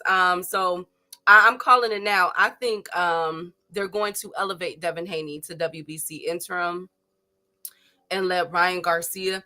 Now it's interesting that Ryan hasn't been elevated in the WBA. Well, they haven't been, or Rowley, since they fighting at 147. Lord Jesus, I hope Rowley look good at 147. He a little guy too. I hope he look good at 147. I don't know. I really don't know. I really don't know. It's for the regular, not the interim. Oh, okay. Okay. Well, I think that Devin Haney is gonna be elevated. I'm calling it now. I think he's gonna be elevated. I won't be surprised if within the next month or two, Turkey Al-Sheikh announces that. I think they're gonna elevate Devin Haney. That way we can get a unification bout in September or October, whenever this fight is going to happen in Saudi Arabia. Let's see how this goes. And had on oven mitts. I'm surprised Errol made it to 9 rounds. F you mean Ryan versus okay. Rolly might have some water on his brain and can't take a punch. I'm very concerned about. I just hope that he looks okay. I just hope he looks okay. So that was the other one that made a lot of controversy. I get it though, why he's being elevated. Devin Haney, I don't have a problem with it. But giving him if they give him a belt, I told you guys about this last week, I'm gonna have a problem with that. I don't like that. But speaking of belts, Keyshawn Davis and Baranchek is on Friday. And I can officially say congratulations to Keyshawn Davis. There are only 500 tickets, about 520 tickets left for this bout. Now his gate scale is looking at a little over 830,000. It's going to be in Vegas, as we all know, and it is a damn yes upper. How they gonna elevate Devin? Mario Barrios is the champion. I think Devin's fighting for the intern. Yeah, that's what I'm saying. No, not yet. It hasn't been announced that he was fighting for the interim. That's what I'm saying. He's going to be elevated to the interim. The winners. Somebody has said the winner of the Barrios and Devin fight will be the intern champion. No, not the Barrios fight. the Jose Ramirez fight. I had said that. That was my prediction. Oh yeah, they're gonna do that because Ryan and Rowley fighting for the WBA World Championship, and yes, they're gonna do that right there so they can do just like you said, Morrell and Benavidez. So yeah, that's gonna happen. They just need Devin to do a good showing. Now, if Devin doesn't have a good showing, then it won't be. Because they currently don't have an intern champion for the WBA at 147 because it was Barrios. but Barrios is now the full champion. So now they have an opening for the WBA intern. And the winner, I heard talks of the winner, besides you, I heard other talks of the winner of that fight will be the WBA intern, the WBC intern. So yeah, Turkey is setting it up to make Devin and Ryan the second ever secondary unification fight. Because I said before David and David fought, I don't think I've ever seen a unification of secondary belts like that. I think that was my first time seeing the WBA world and the WBC intern being fought for unification. Like they doing all types of new shit now. But that was my first time seeing that right there. And since they done it, they seen that it made an unprecedented event. And they seen how well it was received with the David versus David. And you know, Turkey's not an innovator, he's a duplicator. You know, that's how most people do when they can't innovate great, like says. They copy, they imitate greatness, you feel me? So, you know, Al made it get done the first go round. So, you know, Turkey about to try to follow that Al formula. And he gonna try to do Devin and Ryan for the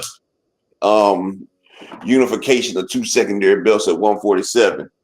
But that's if Devin beats Jose Ramirez. I'm thinking Jose Ramirez probably still got one good fight left in his career. He probably got one good fight left in his career.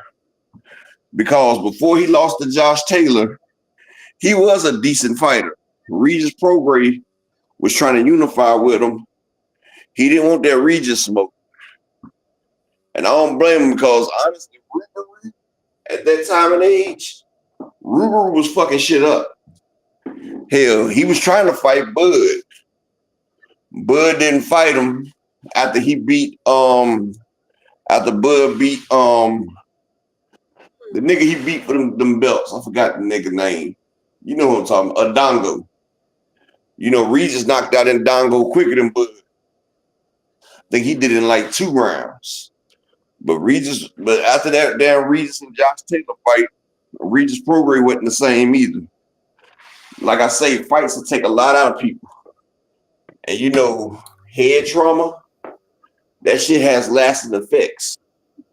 Like a lot of times a fighter get hit in the head, that shit can do lasting damage. Like we just seen with some fighters that don't make it up out of there. And if you look at James Toney and a lot of fighters that have been hit in the head a lot, they speech slurred, they get Parkinson's, they get all types of shit like that because when you lose them brain cells, a lot of them brain cells don't go back. So you losing cognitive functions. You losing your motor skills. People don't realize that. And that's why I always say you don't play boxing. Like this is a damn life or death sport. You can't play games with this shit. People gotta take this shit seriously. That's why I say we honestly, we don't know what the fuck Devin gonna look like after the way he just went through a round because all bullshit aside, Devin took a lot of headshots that he should have took. Like a lot of them shots he took to the head, he should not have took. I went back and looked at that fight Saturday night. And I counted an additional 13 headshots that he should never took. And Ryan does not hit. Hold on. You say what? Hold on 1 second. Correction. GM, you're absolutely correct. I misspoke. I'm sorry. Keyshawn Davis and Baranchek is happening in Madison Square Garden. That's all I got. Sorry. Go ahead. Oh, what did you say it was happening at? I said Vegas. Oh. I missed that. I wasn't even paying attention then. But yeah, that's what I be saying. Like, Devin took a lot of shots that he shouldn't have to take. That's why a lot of people be thinking I be joking, but I be serious. Like, we don't know what Devin gonna look like when he get back in that ring. And you know he got some lasting effects. Like, shit, he might get punch shy. Like, you remember after Roy got knocked out that first time, you see his chin was gone. He just started dropping like flies every time. Blick up, blick up, blick up. Like, all punch resistance was gone. And it be like that sometimes, but you never know. Exactly, phenomenal. He was fucking that nigga up. But I just want to say congratulations to Keyshawn Davis and Barenchek. There's only 524 tickets listed. This is from Boxing Tickets on Twitter. And It still ain't sold out the yet. no, but it should be because New Yorkers, from my understanding, they buy at the last moment. So I have this. I predict this is going to be a sellout, and the gate scale is at I was about to say 832,000 it ain't even tickets. that So many tickets for that thing. Like that shit was like 8,000 tickets. But you know what's funny though? His last what's that? fight did way more numbers than this. You know that? His last fight did way bigger numbers, but because you know what was trending? Oh I Lord, want to what fight upper? him. He been tricking the game for too long. Like he had that. What I love. No, but look, you remember he had that big ass Javante Davis push right before his fight, and all that shit sold the fuck out. Now you see, since he been talking about everybody else but Tank Davis, them damn ticket sales are slowed the fuck up. You would have thought this shit would have been sold out quicker, because it ain't nothing but 8,000 fucking tickets, and you know it's for a belt. See, the businessman sit there and talk about he don't need Tank Davis. No, nigga, this shows you do need Tank Davis to sell. You do need Tank Davis to sell. My goodness, today. Well, let's I see. bet how many tickets left on Tank versus Lamont Roach? They're pretty. It's upper. We're looking at a $9 million gate for that. It's gonna be sold out. Exactly. And it's still a whole That nother is a month. huge. Wait a minute. If Tank Davis is able to break his own record for 9 million, a nine That's million crazy dollar because gate, Deontay Wilder do set you the record know? and Tank broke Deontay Wilder's record at 5 million. But you remember, And he's about to break his own but you know, record. Devin and Ryan was trying to do a damn $9 million gate with those outrageous ass But I was tickets. about to go there. I was about to go You know, there. great What man does thinks that say alike. about Ryan? What does that say about Ryan and Rolly? Can they break Tank Davis' record in May Fuck no, for 9 million? no. But you know something that I looked at and I've noticed though. People talk Mm, about pay-per-view stars. They put up a thing, right? And they showed the four kings in their pay-per-views, right? Tio hasn't done mm-hmm. it. Well, they were showing the force. They were showing the stars right now, the young stars. Shakur's never did a pay-per-view, and they showed Tio has never done a pay-per-view. They showed Ryan Garcia has done 2 pay-per-views. Both of Ryan's pay-per-views were success. They showed that he did 325,000 with Devin. I thought it was 330, but they showed 325,000 with Devin, and they showed 1.2 million with Tank, right? So they showed both of Ryan Garcia's pay-per-views sold. They showed Tank Davis. They showed he did 375 with Frank Martin. They showed he did 1.2 with Ryan. They showed he did 275,000 with the other Garcia, right? Then they showed Devin. They showed that he did 325,000 with Ryan. They showed he did 40K with Regis. I thought it was 20. But they showed he did 40K with Regis, and they showed he did 150K with Loma. So they were showing the pay-per-views and everything. So see, Devin has had 2 successful pay-per-views, but both times it was with a pay-per-view star. Ryan had to help him one time, and Loma helped him the other time. But when he went off his own star power, it was only 40,000.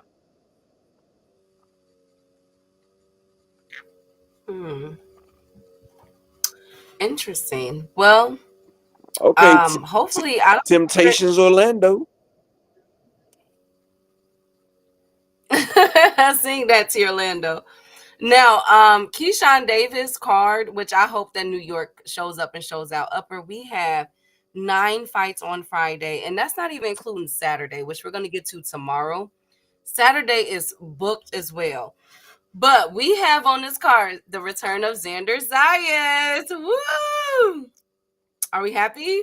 You guys are We'll haters. talk about it when they But come guess around. who's also whatever. And guess who else is returning? Big Baby Anderson after his Yep. knockout loss to Bacoli. Yeah, I seen that.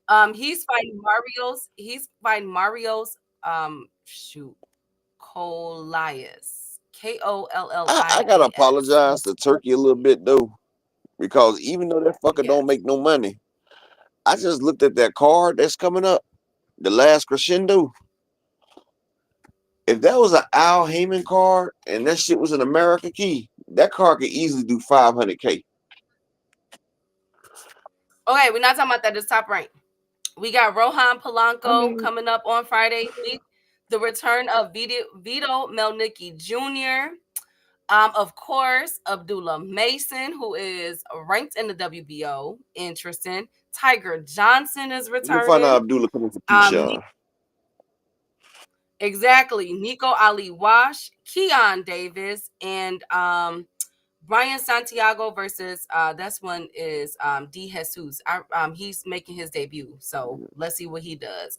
But Abdullah Big Baby, Tiger Johnson, and Vito Melnicki Jr. and Xander Zayas. I love when they put Abdullah and Tiger. They always putting Abdullah and Tiger on the same card. I love when I see both of them because both of them boys are bad.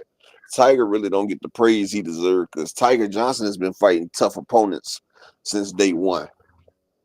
Like since his first bout, Tiger Johnson has been fighting skilled opponents. So when it's time for him to start making his championship run, he's gonna be prepared because that's what I tell people, right? That's what I tell people. Mm-hmm. No, hey, phenomenal. I'm talking about the last crescendo card though, because hey, hold on for a second, Key. I know you don't want to talk about it. I'm gonna talk about it real quick. That card Turkey Al-Ashiki has, bro, it's a lot of good matchups on there, like Carlos Adames versus Hamza Shiraz. You got motherfucking Ajit Caballero versus motherfucking Zane Zali. You got Beterbiev and Bivol. You got Virgil Ortiz versus Bobacek. I mean not Bobacek. Is it no, it's versus Madrimov. Madrimov. Banger. That's the fight I want. Yeah. That's the fight I can't wait. Name the rest of the fights on that, Key. It's a lot of good fucking fights on that card. That's the fight upper. Yo, have you seen Madrimov training? Yeah, I've seen Virgil Ortiz training too. Goodness. Virgil Ortiz, I think he's gonna stop Madrimov. Both of them look good. Both of them look good, but we got Big Bang Zhang versus Ajit Caballero. That's a banger right there. Oh, we posted upper. Hey yo, do y'all want us to no out upper and GM? You guys need to give me mod so that I can show the fights and everything because I wanted to show the Super Bowl. You can. I can't. Oh, GM, I thought you made her a mod. I mean, I thought he was gonna make you co-owner. That way you can. I was trying to show you guys the Pro Box because Pro Box was lit over the weekend, which I'm gonna say shout out. Well, I have GM make you co-owner tonight then. That way you can do it. Yeah. All you gotta do is just stream it from your. Yeah, because I don't know how to do it. That's why I didn't do it. I thought GM was gonna come on and he didn't. I tried, but I don't know what the fuck I'm doing. He said you are mod. You can do it. Now what? Okay, GM, can you hit me up and hit me up and help me figure out how to do this? I thought you was. Okay. I know, but I don't. Okay, now let me explain it to me, GM, how I go live because that Pro Box card was lit on Friday, on Saturday. You gotta cut your camera and I'm like, I or some shit. He can explain it to you when we're done. I don't have a problem with that. Yeah, see, he did. I'm about to say, I thought it was me, you, and GM as the co-owners. Y'all are funny. But anyways, we watching these fights this week. Okay, so we have shout out to Keyshawn Davis. That's a hell of a freaking card. That Barenchek card is lit. Damn. We're gonna be the all. Dondrick, you said 10 fights. Dondrick, you said Tiger Johnson asked you, bro. Dondrick. I thought Tiger Johnson's pretty good. Oh yeah, phenomenal. But see, phenomenal. But the PBC will market them fights and show like, you know, the PBC will do a build up to make it like Herm Shiraz and Carlos Adames. That's a banger. Ajit Caballero and Zane Zali. That's a banger. Virgil Ortiz and Madrimov. Those are bangers. These fights right here could be headliners. Like, and then you got Beterbiev and Bivol. That's a banger. Even though it's gonna be hard to top that David versus David. I'm sorry, unless one of them go down. And then it was like 2 more fights on there I couldn't remember that was fucking bangers. Like they got a whole, and then they put so many fights on one card. Like I'd be like, damn. Well, you know something, Rod Walker? Y'all say that, but if you go look at Tiger Johnson's resume and put it up against Keyshawn, Abdullah, Shakur, and all them, he's had the toughest resume out of any of them guys starting off. Tiger Johnson has fought more undefeated and one-loss people than they fought already. Tiger Johnson is fighting tough-ass competition. That's why I said when he go on his title run, go look at his competition. When he goes on his title run, he's going to be good. They building him up. And he told them that's what he wants. He said he wants the tough competition because he's, like I tell y'all, you can only get better when you put yourself against better opponents. Like when you put yourself against better opponents, that's how you get better. No, I don't think he punches like Devin Dondrick. Tiger Johnson reminds me of a Winky Wright. He's a good ass boxer. He got power to get you up off of him. He ain't no damn knockout puncher. Oh yeah, Shakur is on that card too. I forgot all about that. Damn, I'm naming all them people, Kid. I forgot about Shakur versus damn Kid Austin on that card. Damn.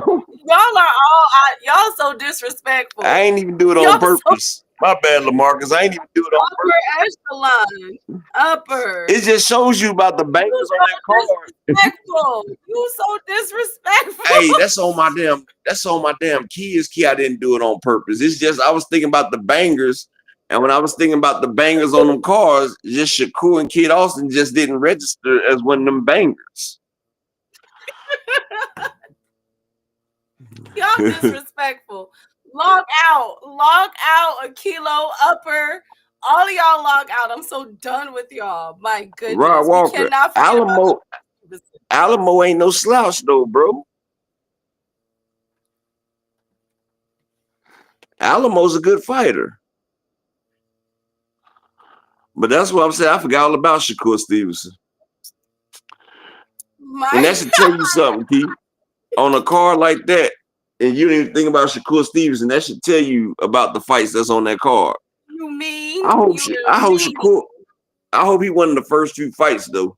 No, he's number 3 from the top. So it's Beterbiev, Victor Ortiz, and Madrimov, and no, I'm sorry. It's Beterbiev and Bivol, Daniel Dubois versus Joseph Parker. Oh yeah, that's the other one. Daniel Dubois and Joseph Parker gonna be, man. There's some bangers on that card, man. And then Shakur versus Floyd Austin. You got Shakur before you got Shakur after Virgil Ortiz and Madrimov. That's crazy. I'd have put on Shakur before Carlos Adama and Hamza. Disrespecting Shakur Stevenson upper. Don't do that. No, I'm thinking that Hamza Shiraz and Carlos Adama should be after Shakur because that's a goddamn can't miss fight. No, they are before Shakur. Virgil Ortiz is before the Carlos Adama. Exactly. To be honest, all of them should be above Shakur. I ain't gonna lie to y'all because look at this: Buatsi versus Callum Smith. That's the other one. Big Bang Zhang versus Ajit Caballero. That's a banger. And you know, Ajit Caballero is minus 200. He the favorite. Oh, phenomenal. Log out. Can y'all be nice? Now, I do think but see, look, all those fights are bangers instead of Shakur. Like Shakur should open it up. Like, nigga, open it up. So y'all don't think AGM. I'm gonna take that under 10 and a half rounds is plus 230. I'm most definitely taking that because Ajit about to bang Zane's body out. No pause. He gonna bang that shit out. I think leave it wide open like a bukkake. I think that fight is gonna come down to footwork and stamina. Nah, I think that fight gonna come down to Big Bang Zane gonna be out of gas in 5 rounds from that body work. I feel like Ajit about to beat that nigga body up. You think that Ajit has the chin to stand up against yes, I do. Big Bang Zane. I think that he wins the fight. I got Ajit Caballero in that. As far as right now, I might change it. I'm glad you're starting to hop on that Ajit Caballero train. And Because I'm GKB telling was you, cold blooded. yeah, man, that nigga is a pure body hunter. And God, he embraces everything I said about a boxer. If you are a pure body hunter, you will beat everybody. I don't he care who it is. If you take out a person's body, Upper GM said, don't take that bet. He said he was talking about Shakur. Don't take that bet under 10 and a half. Y'all are so oh, okay. Oh, hell yeah. Upper, you are mean. No, I thought he You was are talking so about mean, Ajit Upper. Caballero and Zane under 10 and a half rounds plus 230. I was about to say, you goddamn right, I'm taking that. Shit, me. You are mean. So you're not going to do a 10 and a half rounds for Shakur and Kid Austin That shit Jr.? going to the cards. Oh, my goodness. You see, if under So 10 and a half rounds is motherfucking plus 230, and that means going to the cards is a minus 200 then. Like the Vegas is saying it's going to the cards, basically. Y'all so mean. Brian log out. Oh, he said he going to the Zane going back to the kitchen. Exactly, Brian King. They gonna call that nigga PF Zanes after this one. Cause that nigga about to get stir fucking fried. They gonna call him Egg Fouillon after this shit, dog. He gonna be General Soul's Egg Fouillon House Special. $5. $5. Knock you out time. $5. Shout out to our Asian supporters. I love you guys. I do so too, much. man. You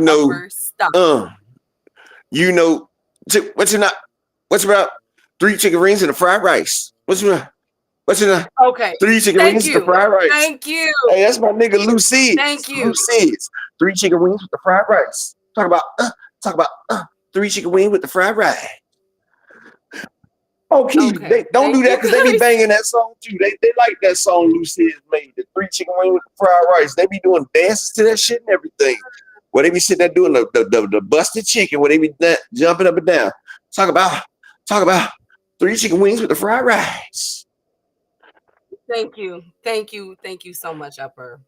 Shakur, they got Shakur in the middle of the car. So if you want to go pick up some wings or something, you know, you go pick up some wings or some pizza and shit. You know, go make a quick alcohol run before the store closes. You know, get a quickie with your girl real quick. You know, like, come on, girl, let's go ahead and get this aggression out. You know, Shakur and them come in just in time, but you know, and when you're done, he'll still be fighting him like the 10th round. So you be good. You're like, yeah, we still good. Thank you so much, Upper. Thank you so much, chat. Everybody log the F out. Key, you remember back in the day when they used to have movies, Key? And you know, you used to go to back in the days they used to go to movies and they used to have like an intermission in the movie after the movie takes so long. It'd be like an intermission where you go get the popcorn, you go to the bathroom, it'd be like a 30-minute intermission. That's what the Shakur fight is. Get you ready for the final. Okay. It gets you ready for the final countdown. That is so disrespectful. Thank you guys. But am I lying though? But am I lying? Oh, but that is a good. You know what? That's a title fight. I think that's one of the only title fights. No, you got Joseph Parker. You got Bertoviel. Yeah, that one. Adamas.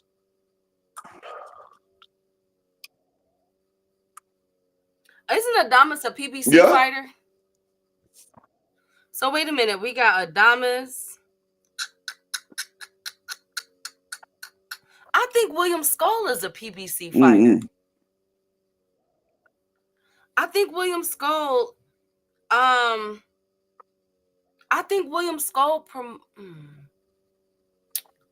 gotta check into that. I think William Skull is a PBC fighter. Ain't Buasi a PBC fighter? I know Callum Smith is.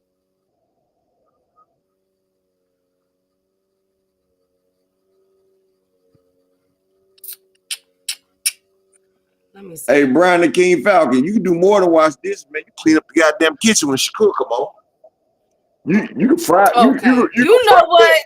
Y'all are not about to disrespect Brian, you can fry up him. some motherfucking chicken, make some mashed potatoes with some homemade gravy, fix the plates, clean up the dishes, and sit right down in front before the motherfucking the fight between Joe Parker and Dubois come on.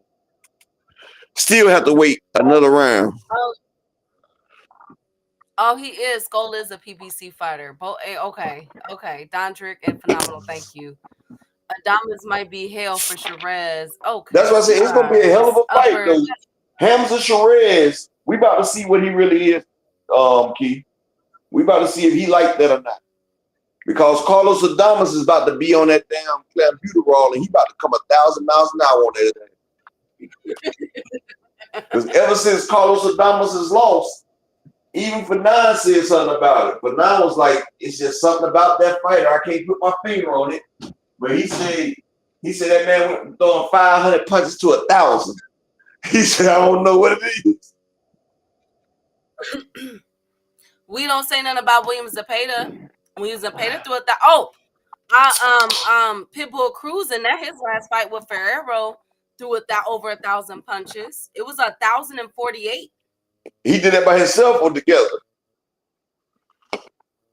I think exactly.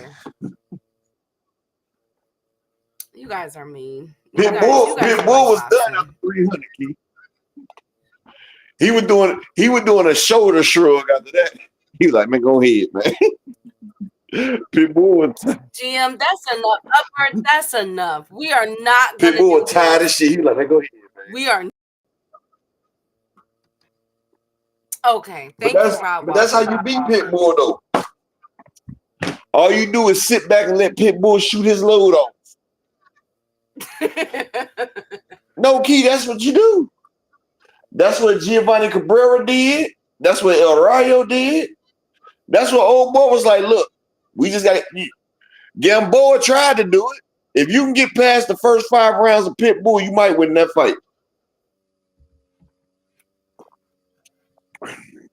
The first 5 rounds versus Pitbull, he's an 80-10. I mean, he's an 80-20 favorite. You hear me, Key? Yes, Upper. The first 5 rounds versus Pitbull, he's an 80-20 favorite. From 5 to 7, it becomes 50-50.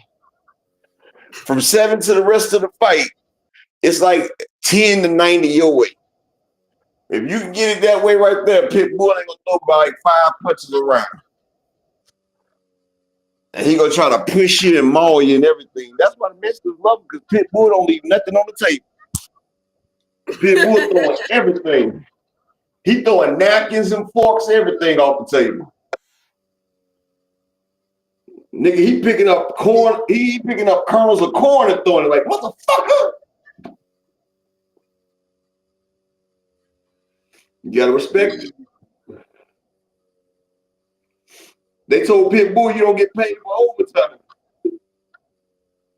But when he can't close that shit out, it'd be overtime. Because look, his last 3 fights, Pitbull's last 3 fights, have not ended the way he hoped, Keith. Against Giovanni Cabrera, that shit went overtime. Against El Rayo, that shit went overtime. Against Fierro, that shit went overtime. Pitbull ain't getting them stoppages. They done figured his little ass. They done figured his little ass out, Keith. My God. Well, one thing that needs to be talked about figuring out Upper in chat, because y'all are so mean, is what are we going to do about the American card for Cinco de Mayo, this in a few months, right? Somebody about to be a star. Somebody could take that day. If they were smart, with David Benavidez. If they were smart, they would put Ryan Garcia and Pitbull on that day. If they were smart. Well, what I think, because I don't know if David Benavidez is going to fight in May. If David Benavidez smart, he would do it. Like any Mexican that is smart would try to get a May date. Okay. So when is the Ryan and Rolly card set? What date is it set for? They don't have a date yet. They're gonna try to shoot for that maiden. Watch what I tell you. They're gonna shoot for Cinco de Mayo. And if they get Ryan and Rolly on Cinco de Mayo, that shit does at least 300K key. And it's gonna sell out. Well, I don't think we differ about that part. But what I do think, what about, hear me out, y'all. What about a Caleb Plant return? Hey, shout out to my brother T Orlando in the Cash App with the $1. Make him say holla. What about a Caleb Plant? A lot of Hispanics have a lot of respect for Caleb Plant because of how he went tooth and nail with Canelo and David Benavidez. He is the only white boy upper in chat that has went both. Make sure you guys subscribe to Cash Crypto's channel. That has went both with David Benavidez and Canelo. Nobody else has that that award. What about, because Jamal Charlo called out Caleb Plant over the weekend, and Caleb Plant called out Jamal Charlo. What about That'd Caleb be a Plant good fight. Jamal Charlo? Hell yeah, Jamal Charlo and Plant fight on Cinco de Mayo. PBC can still win that day. I'm just saying, I think it's time to start for these fighters, since Canelo was going overseas, and I'm going to continue to say it. I think it's time for them to focus on It's time for somebody to take those 2 dates right there, because people don't realize because Canelo, he's at the twilight of his career. Next year probably be Canelo's last year, honestly. The man's been in the ring for over 20 years. He's trying to enjoy his money. He pulling the Estelle. Y'all remember Estelle, the singer? Mm-hmm. She sat there and said, I spent 7 years making this life, and now I want to live it. I'm done. Canelo, he done spent all these years making this money. And see, people don't realize motherfucking fighters and actors and singers and athletes, they spend all this time making this money. They never really get a chance to enjoy it. That's why motherfuckers retire, so they get a chance to enjoy that shit. And Canelo, I feel like he's at the part now where Canelo, he keep telling you, I've done did everything I need to do in boxing. So Canelo becomes 2 times undisputed. And don't let him mop the floor with Bud. If Canelo mops the floor with Bud, his next 2 fights are gonna be cherry picks. They might even let motherfucking Canelo, Bam could take that fight date. GM, you right. No, you know who else could take it? You know what? It will be a huge fight, y'all, low key. What? If Jake Paul wants it, because he did have this person on his podcast, or David Benavidez. Jake Paul is not gonna fight no Benavidez. I'm just saying, he needs to stop. You right, Cash Crypto. I said a sale. It's a deal. Yeah, a deal. Y'all know what I mean. Jake Paul is not fighting Benavidez. Okay. Jake Paul is not fighting nobody in the top 20, Key. Okay. Benavidez will knock that nigga out in 2 rounds. He really would. He would do Jake Paul so bad. I'm just trying to think, because here's what David Benavidez. Y'all brought up David Benavidez. Yeah, don't be surprised if Alexis Rocha don't fight on the damn Cinco de Mayo. Or Pitbull might come. Or Pitbull might come back on a Cinco de Mayo. Honestly, when is it? It's February the 1st. Is it the first week of February? Pitbull. What are you talking about? Pitbull. Last fight? I'm talking about Pitbull and El Rayo. One of them might fight on Cinco de Mayo. I don't think so, because that was the reason why Pitbull turned down Ryan Garcia. He said it was too much of a quick turnaround. Remember, it was Pitbull and Ryan before Rolling. So I don't think Oscar De La Hoya not stupid, because he used to fight on them dates before Floyd. It was Oscar, then Floyd, then Canelo. Oscar's not stupid. He's going to try to set up Ramirez and Ryan Garcia. Oh, my goodness. Ramirez and Garcia both on the same card. And Oscar, he's Spanish. Oh, watch what I tell you. Oscar's going to set it up for Cinco de Mayo weekend. Key, I just figured it out. Oscar De La Hoya and Golden Boy are gonna get it popping on Cinco de Mayo weekend. Watch what I tell you. It's De La Hoya. He's gonna get it set up. Hey, phenomenal. It might be Benavidez's date, but Ryan Garcia can steal that date now. He's in the Canelo's camp. He's in Canelo's camp. They're gonna have Eddie Reynoso or no, because Canelo gonna be fighting in Saudi. Canelo's fighting the day before, ain't he? No, they're fighting on May 3rd. That's a Saturday. Canelo's fighting on a Sunday, right? No, he's fighting on Saturday, May 3rd. I thought he was fighting on Sunday, Saudi time. No, well, maybe it'll be Saudi time that day, but on ours it'll air May 3rd, Saturday.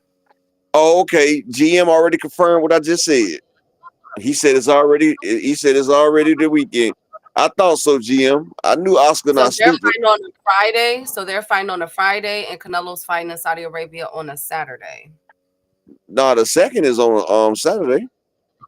No, May 2nd is on a Friday, upper.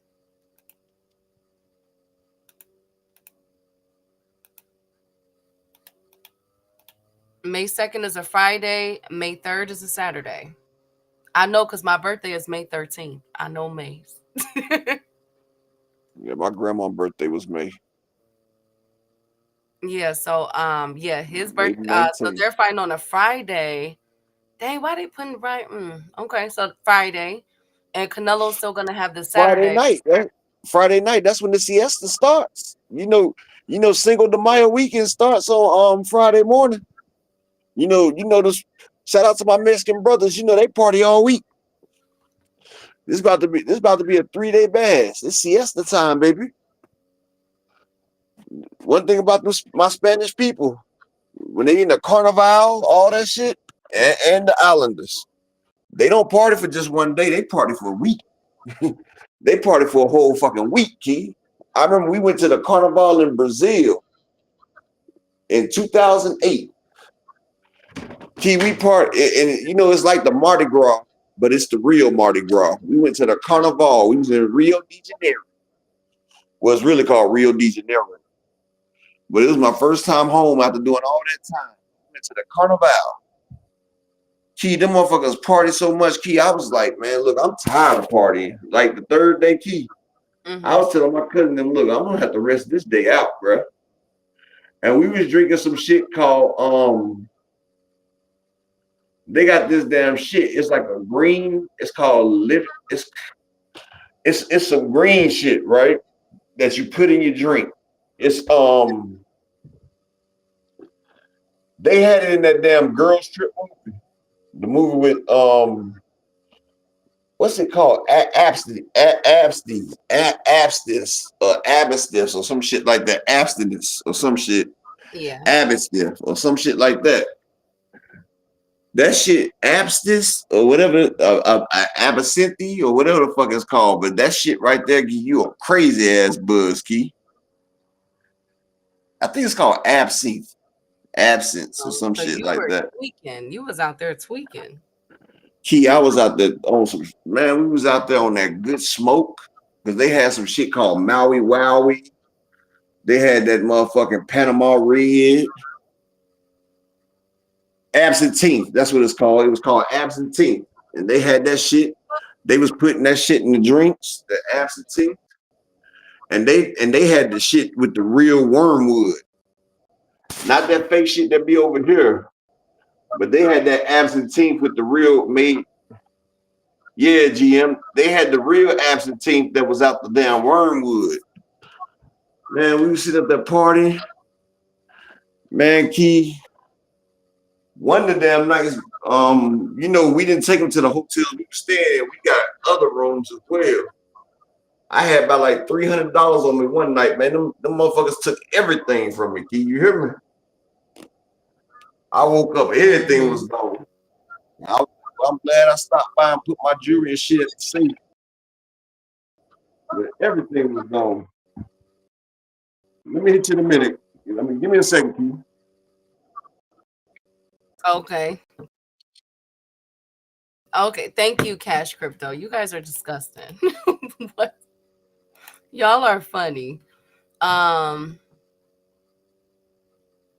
Raina, they cutting up as usual. Last topic though is Tank Davis. So Tank Davis posted a picture of him looking very cut. Tank Davis look about 130. I ain't even lie to y'all. I would say 132, 133. He looked like where he was with Frank Martin.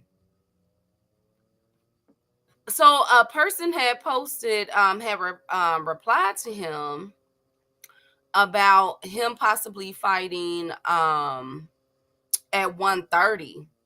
And if you look at this picture, it's kind of like, should he fight at 130?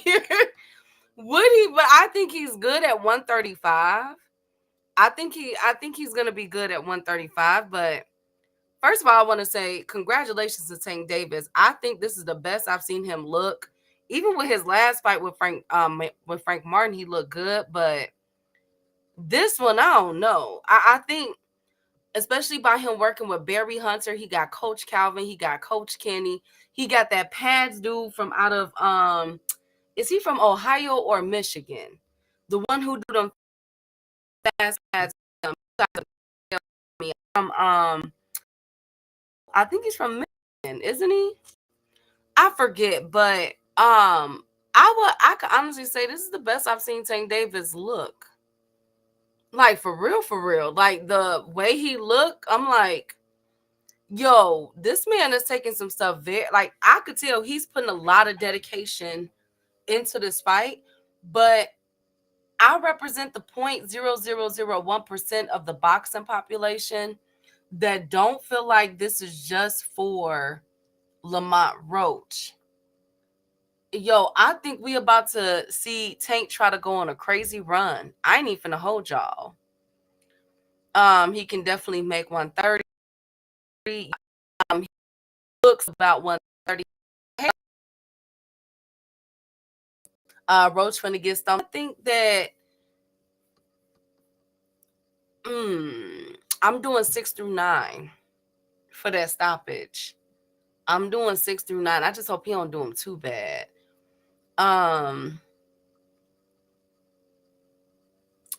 Okay, thank you to Orlando. What are y'all talking about? Anyways, so I'm wondering, would you guys want to see Tank at 130? I don't. I think he has a good I think he's good at 135. I know with the weight, the picture that he posted, you know what, to be honest with you, Tank could dominate at 130 or 135. I ain't even finna hold y'all. I mean, hell, the IBF is vacant at 130. He's about to beat Lamont Roach. There's Oshaki Foster and Navarrete. Let's see if Bob Aaron will want those. We don't know what Loma after Williams Zepeda. If you really wanted to be honest about it, if Tank wanted to, he could fight at 127. Honestly, like he be coming in, he be coming into the damn weight camps like damn 120 something anyway. If Tank really wanted to, that man could fight at 127. And would I like to see Tank at 130 if he fighting somebody good?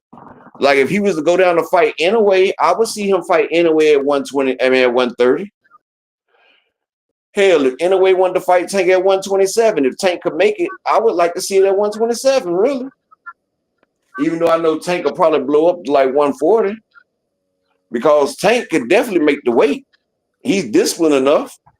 Like people don't realize Tank does not be at 135. And 135 and 127 ain't nothing but 8 pounds. And Tank is almost 5'4". He's a little bit over 5'4". People don't realize Tank is a little guy. It's not hard for him to make that weight. Tank can make 127 and destroy everything at 127 and everything at 130.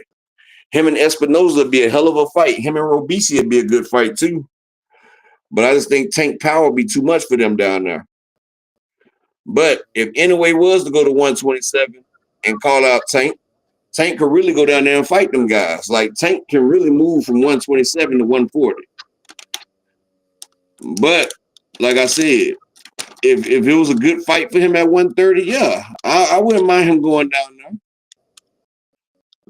But would I rather him see him fight at 135? Yes. If it's a good fight at him, hell. To be honest, the way Shakur and motherfucking after I see old boy fight a couple more fights, I wouldn't mind watching Tank go to 140 to fight old boy. What's the nigga that called out Shakur and Keyshawn? The Spanish dude? Shoot. What was it? Tellez? Was it Tellez? No, it wasn't Tellez. It was He's not even. I don't even think he's a 135 fighter. Is he? Ricardo. Yes. Tito. I'll watch Tank go fight him. That's what I'm saying. The chessboard is wide open for Tank. Oh my God! Why y'all? Right? Did y'all leave to Orlando? Y'all know Orlando gonna troll. I don't know why y'all be. Oh yeah. And shout out to my man T Orlando for the $1 holler in the cash app if I didn't say it before. But Tank can actually move between 4 divisions right now. Like he can actually fight at 127, 130, 135, or 140. And it's whichever one offered the best fight, that's where I want to see him at. If he goes to 127, he got to fight Espinosa or Inoue. At 130, 130 ain't really got no damn competition for him, really. He destroys Oshakian now. Like 130 ain't even damn worthy enough. Like it ain't even nobody at 130 for Tank to fight, really. I think 130 is the bunch of people that's just, because actually, Key, it really ain't no competition at 134 Tank, if we want to be honest about it. Yeah. I mean, no, there is at 135. There is. I want the Shakur fight. Damn it! It kicked us both out, Key. I want the Shakur and Keyshawn fight. That's what I want. Oh yes, that's what. No, I definitely want that. But you said, would we like to see Tank fight down there? And I said, if it's in a way, yeah. But right now, I want to see him fight Shakur. I want Keyshawn next. Damn it. I want Keyshawn. The nigga been tricking the game for too long, and then you done start tricking. Somebody got to get a treat. Damn it. But I want Keyshawn. If we don't get Keyshawn, I want Shakur. And hey, do you think you see how Turkey and them trying to motherfucking damn turn shit around on Tank, talking about that Tank scared to fight Shakur? Turkey talking about, oh yeah, and Turkey, this nigga's the master of fucking deceit and lies.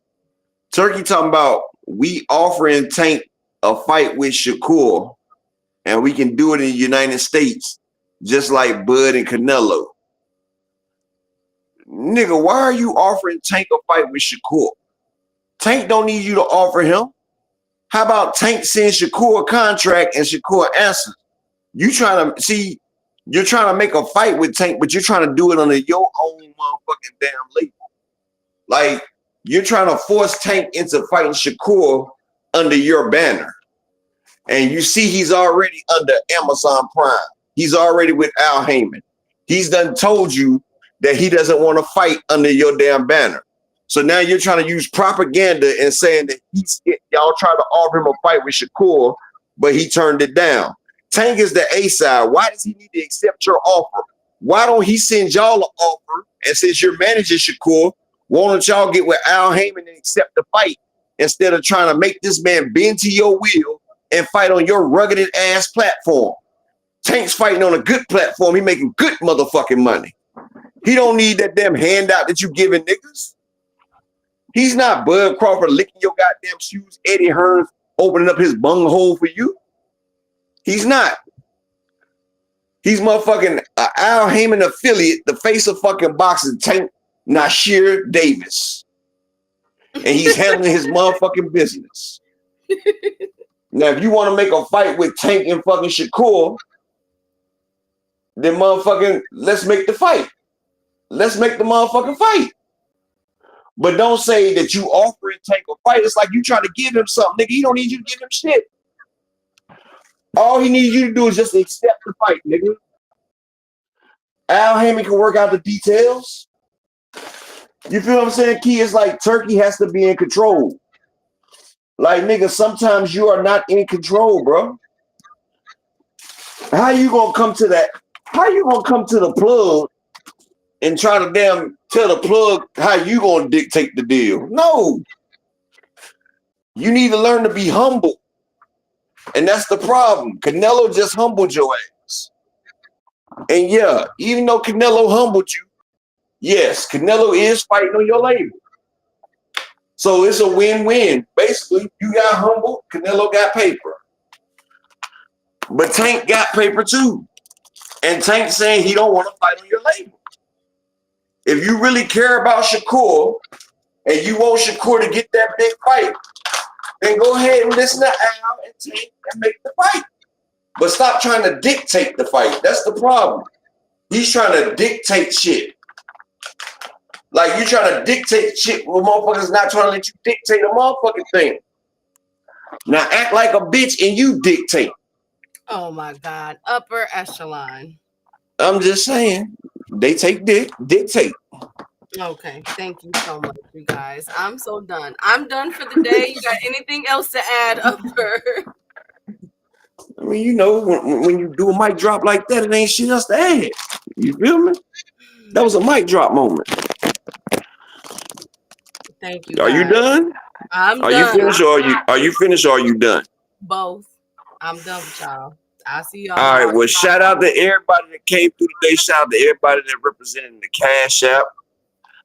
Key Alexandra got her license now, so she'll be able to drive that stream on the weekends as well if I'm not there. Salute to everybody, man. I'm gonna holler at y'all in the chat later on. But peace and bless to all y'all. Make sure y'all subscribe to 2 Cent. Make sure you subscribe to Cash Crypto in the building. My man Melvin there, the podcast. Y'all make sure y'all subscribe to all the content creators in there. And when you're done, go check out my man Just Do. Get your Just Do unboxing. Peace and bless to each and every one of y'all, man. Like a bad boy said, fuck it, I'm out. I'm so done. You guys, y'all are stressful. We are going to talk more about. But he do need to dictate. Thank you, Upper. Thank you. We're going to talk about the Saturday card because we have another card after Friday that's supposed to be really, really big. Shout out to everybody that came today. Y'all was in here arguing as usual. Shout out to Rod Walker. Phenomenal show. The Beautiful Queen 2 Cents. Make sure y'all like and subscribe to her channel. Big Block, a Kilo, Cash Crypto, T Orlando. You just had to.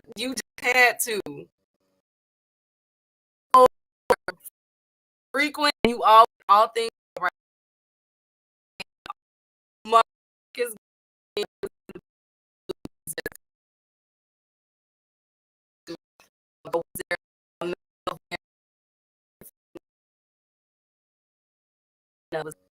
Can you guys hear me? I hope so. Bill Haney said Bill Haney claims fire frequency. Oh, I'm saying Bill Haney salute. I'm thinking y'all saying he in the chat was say salute. Phenomenal. Yeah, it's time for me to go to bed. I'm going. Y'all got me. With who phenomenal. Y'all. Hey GM, salute Brian, the king of the chat. That was.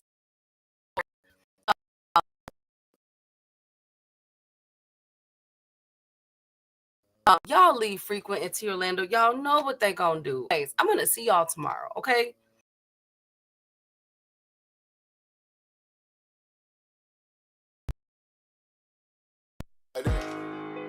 They want that smoke, bitch, I got it for 'em. They want that smoke, bitch, I got it for 'em. They want that smoke, you know I blow it.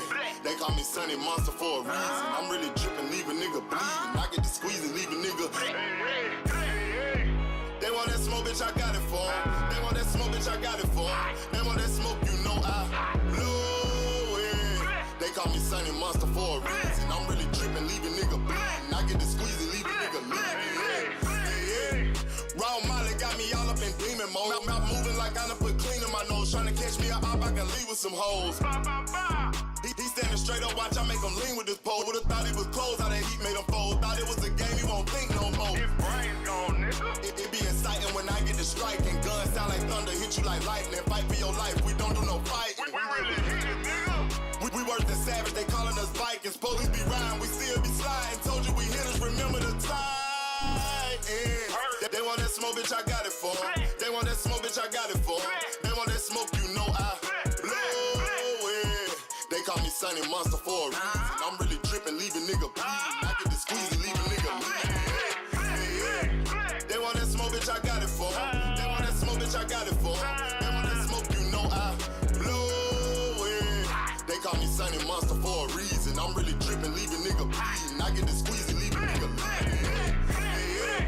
How about I leave them holding like the Bible? AR-15, that's a high-power rifle. A in the army and assassinate rivals. Break that shit down, nigga. AK or anybody kill it. Hop out, get the drilling and spilling. Stay on point 6-2, gon' split 'em. Bow, bow, bow, bow, bow. FN, that's for any fuck nigga. You a plug, then I'm pulling up, nigga. You my lunch, eat these bullets for dinner.